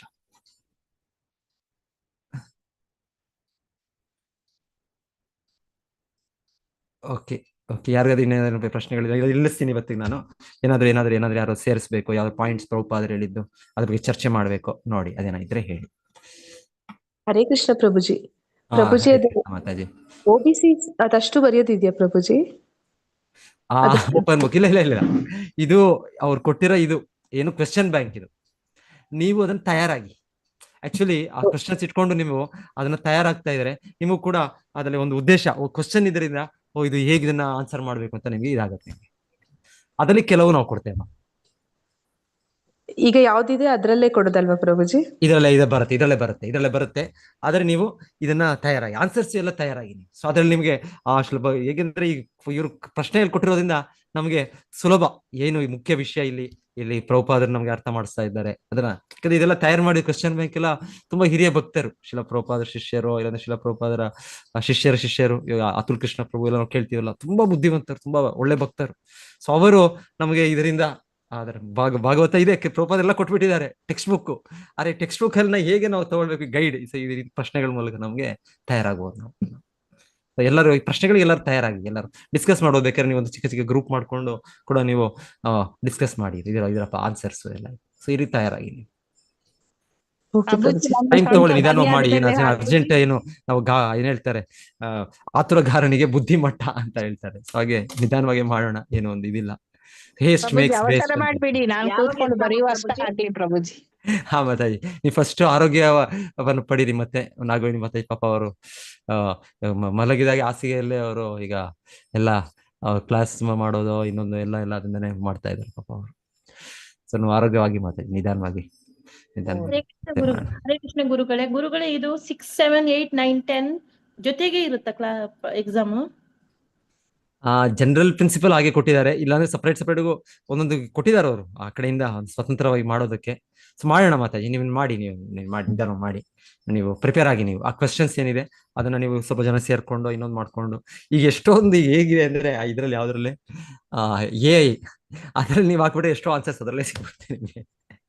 ಸೊ ನೀವೇ ಒಂದಿದಾದ್ರು ನೋಡಿ. ಸೊ ಎಲ್ಲರೂ ತಯಾರಾಗಿ ಇದನ್ನ ಅಲ್ಲಿ ಕ್ವಶನ್ಸ್ ಇದೆಯಲ್ವಾ ಪ್ರಭುಜಿ ಕೆಲವೊಂದೆಲ್ಲ? ಹೌದು ಮತ್ತೆ ತಯಾರಾಗಿ, ಎಲ್ಲ ತಯಾರಾಗಿ ನೀವು. ಅದೇ ನಿಮ್ಗೆ ಮುಖ್ಯ ವಿಷಯ ಏನು ಅದು ನಿಮ್ಗೆ ಇದಾಗುತ್ತೆ. ಮತ್ತೆ ಕೆಲವು ಮಗು ಇರುತ್ತೆ ಅಷ್ಟೇ ಪ್ರಶ್ನೆಗಳದ್ರ, ಎಲ್ಲ ಇರೋದಿಲ್ಲ, ಎಲ್ಲ ಅಗತ್ಯ ಇಲ್ಲ. ಎಕ್ಸಾಮ್ ಟೈಮಲ್ಲಿ ಕೆಲವೇ ಪ್ರಶ್ನೆಗಳು ಕೊಡೋದು. ಅದ್ರ ತಯಾರಾಗೋ ಆಗೋಣ ನಾವು, ತಿಳ್ಕೊಡಕ್ಕೆ ನಮ್ಗೆ ಒಂದು ಇದು ಅಭ್ಯಾಸ. ಇದು ಪ್ರಭುಪಾದ ಪುಸ್ತಕಗಳನ್ನ ಇನ್ನ ನಮ್ಮ ಗುರು ಮಹಾರಾಜರು ನೋಡಿ ಅಂತ ಸ್ಥಿತಿಯಲ್ಲಿ ಇದ್ದಾರೆ ಅವರು ಅದರಲ್ಲೂ ಅವರು ಪ್ರತಿನಿತ್ಯ ಶಿಲ ಪ್ರಭುಪಾದ ಪುಸ್ತಕಗಳು ಓದೋದವರು, ಮತ್ತೆ ಆ ಎಕ್ಸಾಮ್ಗಳನ್ನ ತಗೊಳ್ಳೋದು ಅವರು ನೋಡಿ ಹೇಗೆ ಎಲ್ಲ ನಮಗೆಲ್ಲರಿಗೂ ಕೂಡ ಅವ್ರ ಮಾದರಿ ಅವರು.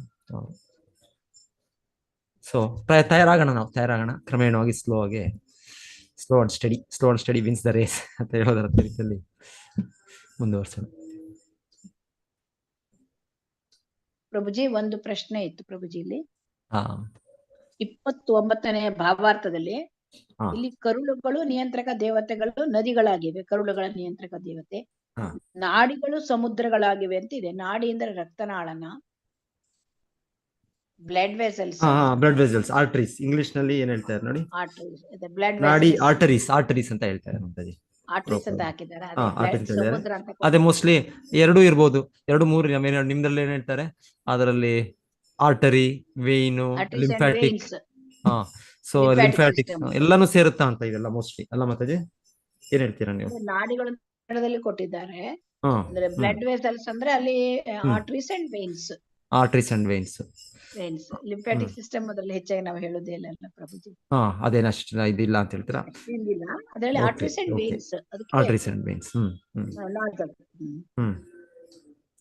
ಅದಕ್ಕೆ ಮತ್ತೆ ನೀವು ಪ್ರಶ್ನೆಗಳಲ್ಲಿ ಅಲ್ಲಿ ಕ್ಲೋಸ್ ಬುಕ್, ಓಪನ್ ಬುಕ್ ಎಲ್ಲ ಇದೆಯಲ್ಲ, ಅದ್ರ ಜೊತೆಗೆ ಒಂದು ಎಸ್ಸೆ ಟೈಪ್ ಕ್ವಶನ್ಸ್ ಎಲ್ಲ ಇದೆ. ಅದು ಏನು ಮಾಡ್ಬೇಕು ಪ್ರಭುಜಿ? ಅಲ್ಲ, ಇದು OBA ಅಂತ ಇರೋದಿಲ್ಲ, ಓಪನ್ ಬುಕ್ ಇರೋದಿಲ್ಲ. ಅದು OBA close CBA. So close book ಇರೋದು ಅದು ನಾವು ಮತ್ತೆ ಮಾಡೋಣ ನಾವು ಅದನ್ನ. ಇಲ್ಲಾಂದ್ರೆ ಎಲ್ಲರೂ ಬನ್ನಿ ಒಂದ್ಸಲ ಯಾವಾಗ ಮಂಗಳೂರಿಗೆ, ಇಲ್ಲೇ ಎಕ್ಸಾಮ್ ತಗೊಳ್ಳಿ ಅಲ್ವಾ? ಒಂದು ಯಾತ್ರೆ ಕೂಡ ಆಗುತ್ತೆ ನಿಮ್ಗೆ. ಇವಾಗ ಇದು ಕೂಡ ರೆಡಿ ಆಗ್ತಾ ಇದೆ. ಈಗ ನೋಡೋಣ ಸ್ವಲ್ಪ ತಿಂಗಳಲ್ಲಿ ನಿಮ್ಗೆ ಗೆಸ್ಟ್ ಹೌಸ್ ಕೂಡ ಎಲ್ಲ ಚೆನ್ನಾಗಿ ಸಪರೇಟ್ ಬಾತ್ರೂಮ್ ಕೂಡ ಇರುತ್ತೆ ಇಲ್ಲಿ. ಸೊ ಆ ಟೈಮ್ಗೆ ನಮಗೆ ಎಕ್ಸಾಮ್ಗೆ ಅಂತಾನೆ ಎಲ್ಲ ಭಕ್ತರಿಗೆ ಅದು ಆಗ ನೀವು ಬಂದು ಆರಾಮಾಗಿ ಎಲ್ಲ ಬರೆದು ಹೋಗ್ಬೋದು ಎಕ್ಸಾಮ್ ಕೂಡ.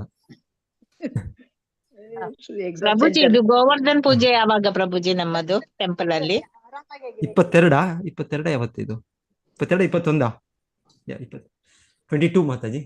22. 22 ಸೊ ಅದೇ ಬನ್ನಿ, ಯಾರು ಭಕ್ತರಾಗುತ್ತೆ ಬರ್ಬೋದು. ಅದೇ ಜನ ಅದೇ ನಮ್ಮ ಬಹಳ ಜನ ಇಲ್ಲಿ ದೀಪಾವಳಿ ಅಂದ್ರೆ ಇವರು ಅವ್ರ ಮನೇಲಿ ಆಚರಿಸ್ತಾರೇನೋ ಬಹಳ ಡಿವೋಟಿಸ್. ಪ್ರಭುಜಿ ಎಲ್ಲಿ ಮುರಳೀಧರ್ ಅಂತೇಳಿ ಭಾಗವತ್ ಸಾರದಲ್ಲಿ ಇದ್ದಾರಲ್ಲ ಪ್ರಭುಜಿ, ಸುರತ್ಕಲ್ ಮುರಳೀಧರ್ ಪ್ರಭುಜಿ, ಹೌದು, ಅವ್ರ ಬ್ಯಾಂಕ್ ಅವ್ರು ಮ್ಯಾನೇಜರ್ ಪ್ರಭುಜಿ. ಹೇಳ್ತಿದ್ರು ನಾವೆಲ್ಲ ಕನ್ನಡದವರು ಒಟ್ಟಿಗೆ ಹಾಕಿ ಈ ಗೋವರ್ಧನ್ ಪೂಜೆಗೆ ಕೀರ್ತನೆ ಮಾಡೋಣ ಅಂತ ಹೇಳಿ ಹೇಳ್ತಿದ್ರು. ಅದಕ್ಕೆ ನಿಮ್ಮ ಹತ್ರ ಪರ್ಮಿಷನ್ ಕೇಳಲಿಕ್ಕೆ ಹೇಳಿದ್ರು ಅವರು. ಅಲ್ಲ, ಅವತ್ತು ಮಾಡ್ಬೋದು. ಎಲ್ಲಿ ಮಾಡ್ಬೇಕು ಅಂತ ಮಾತಾಜಿ ಅವ್ರ ಪ್ರಭುಜಿ? ನಮ್ಮ ಟೆಂಪಲ್ ಅಲ್ಲೇ ಎಲ್ಲರೂ ಬರ್ಬೇಕು ಅಂತ ಓಕೆ, ಹೇಳಿ ಆಕ್ಚುಲಿ ಮಧ್ಯಾಹ್ನ ಕನ್ನಡ. ಕಾರ್ಯಕ್ರಮ ಇದೆ. ಮಧ್ಯಾಹ್ನ ಫಂಕ್ಷನ್ ಮಧ್ಯಾಹ್ನ ಮಾತಾಜಿ. ಹಾ ಮಧ್ಯಾಹ್ನ. ಸಂಜೆ ಅವ್ರ ಮನೇಲಿ, ಯಾರ ಮನೇಲಿ? ನಮ್ಮ ರಜನಿ ಮಾತಾಜಿ ಇದಾರಲ್ಲ, ಹಾ ಹಾ ಇಲ್ಲಿ ಒಡ್ಡೂರ್ ಫಾರ್ಮ್ಸ್, ಗಂಜಿಮಠ. ಗಂಜಿಮಠ. ಸೊ ರಾಜೇಶ್ ನಾಯ್ಕರ ತಂಗಿ ಅವರು. ಹಾ ಸೊ ಅವ್ರ ಮನೇಲಿ ಮಾತಾಜಿ ಹಿಂದೆ ತುಂಬಾ ವರ್ಷಗಳು ಮಾಡ್ತಾ ಇದ್ವಿ ನಾವು. ಮತ್ತೆ ಈಗ ಹೌದು. ದೇವಸ್ಥಾನ ಬರೋ ಇದರಲ್ಲಿ ಅವ್ರಿಗೆ ಇಲ್ಲ ನಾವು ಇಲ್ಲೇ ಮಾಡ್ತೀವಿ ಅಂತ ಮಾಡ್ಲಿಲ್ಲ ನಾವು. ಆದ್ರೆ ಅವರು ಒತ್ತಾಯ ಇದೆ ಅವ್ರದ್ದು. ಸೊ ಹಾಗಾಗಿ ನಾವು ಅಲ್ಲೇ ಸಂಜೆ ಅಲ್ಲಿ ಹೋಗೋಣ ಅಂತ, ಅಲ್ಲಿ ಮಾತಾಜಿ ಅವ್ರ ಮನೆಗೆ, ಅವ್ರ ಫಾರ್ಮ್ ಹೌಸ್ ಅಲ್ಲಿ, ಒಡ್ಡೂರ್ ಫಾರ್ಮ್ಸ್ ಅಲ್ಲೇ ಅವ್ರು ಕೂಡ. ಮೊನ್ನೆ ನಮ್ಗೆ ಇವರ SIDC ಮೀಟಿಂಗ್ ಬಂದಾಗ ನೀವೆಲ್ಲ ಬಂದೆಲ್ಲ ದೇವರಿಗೆ ಎಲ್ಲ ಭಕ್ತರಿಗೆ ಅಷ್ಟಷ್ಟು ರೀತಿಯ ಪದಾರ್ಥಗಳು ಮಾಡಿದ್ರು. ಒಂದ್ ದಿವಸ ಅವ್ರು ಕೂಡ ಮನೆಯಲ್ಲೇ ಮಾಡ್ಕೊಂಡು 15 ರೀತಿ ಬಗೆ ತಗೊಂಡ್ ಬಂದ್ರು ಮಧ್ಯಾಹ್ನ ಅವತ್ತು. ಸೊ ಹಾಗೆ ಅವ್ರ ಅಷ್ಟ ಮಾಡುವಾಗ ನಾವು ಕೂಡ ಅವ್ರಿಗೆ ನಾವು ಸ್ವಲ್ಪ ನಮ್ಮ ಕಡೆಯಿಂದ ನಿಮ್ಮ ಅಲ್ಲಿ ಹೋಗ್ಬೋದು ಸಂಜೆ ಮಾತಾಜಿ. ಸಂಜೆ ಅಲ್ಲಿ ಹೋಗೋಣ. ಮಧ್ಯಾಹ್ನದ ಹೊತ್ತು ಇಲ್ಲೇ ದೇವಸ್ಥಾನದಲ್ಲಿ ಆಚರಣೆ ಇರುತ್ತೆ. ಸೊ ಯಾರು ಬರ್ತೀರಾ ಬನ್ನಿ, ಬಂದು ಮತ್ತೆ ನಾವು ಅಲ್ಲೂ ಕೂಡ ಕರ್ಕೊಂಡು ಹೋಗ್ಬೋದು ಅಲ್ಲಿ. ಓಕೆ. ಸೊ ಅಲ್ಲೆಷ್ಟು ಅವ್ರಿಗೆ ಮಾತಾಜಿ ಹೇಳ್ತಾರೆ, ಎಲ್ಲಿ ನಂಗೆ ಶುರು ಎಲ್ಲಿ ಎಂಡು ಗೊತ್ತಿಲ್ಲ ಅಂತ ಹೇಳಿ. ಅವರಲ್ಲಿ ಎಸ್ಟೇಟ್ ಅಲ್ಲಿ ಅವರು, ಅಲ್ಲೊಂದು ದೊಡ್ಡ ಕಾಡ್ ತರನೇ, ಅದ್ರ ಮಧ್ಯೆ ಅವ್ರ ಮನೆ. ಸೊ ಹೌದು, ಅಲ್ಲಿ ಮಾತಾಜಿ ಕೂಡ ಒಳ್ಳೆ ಭಾವನೆಯಲ್ಲಿ ಒಳ್ಳೆ ಭಕ್ತರು. ಸೊ ಹಾಗೆ ಯಾರು ಬಂದ್ರು, ಯಾವ ಅತಿಥಿಗಳು ಬಂದ್ರು ಅಷ್ಟು ರೀತಿ ಅವರು ಪ್ರೀತಿಯಿಂದ, ಅವರು ಆಧಾರದಿಂದ ಅವ್ರು ಮಾಡ್ತಾರೆ. ಅವರು ಅಬ್ಬ, ಅವರಿಂದ ಕಲಿಬೇಕು ನಾವು.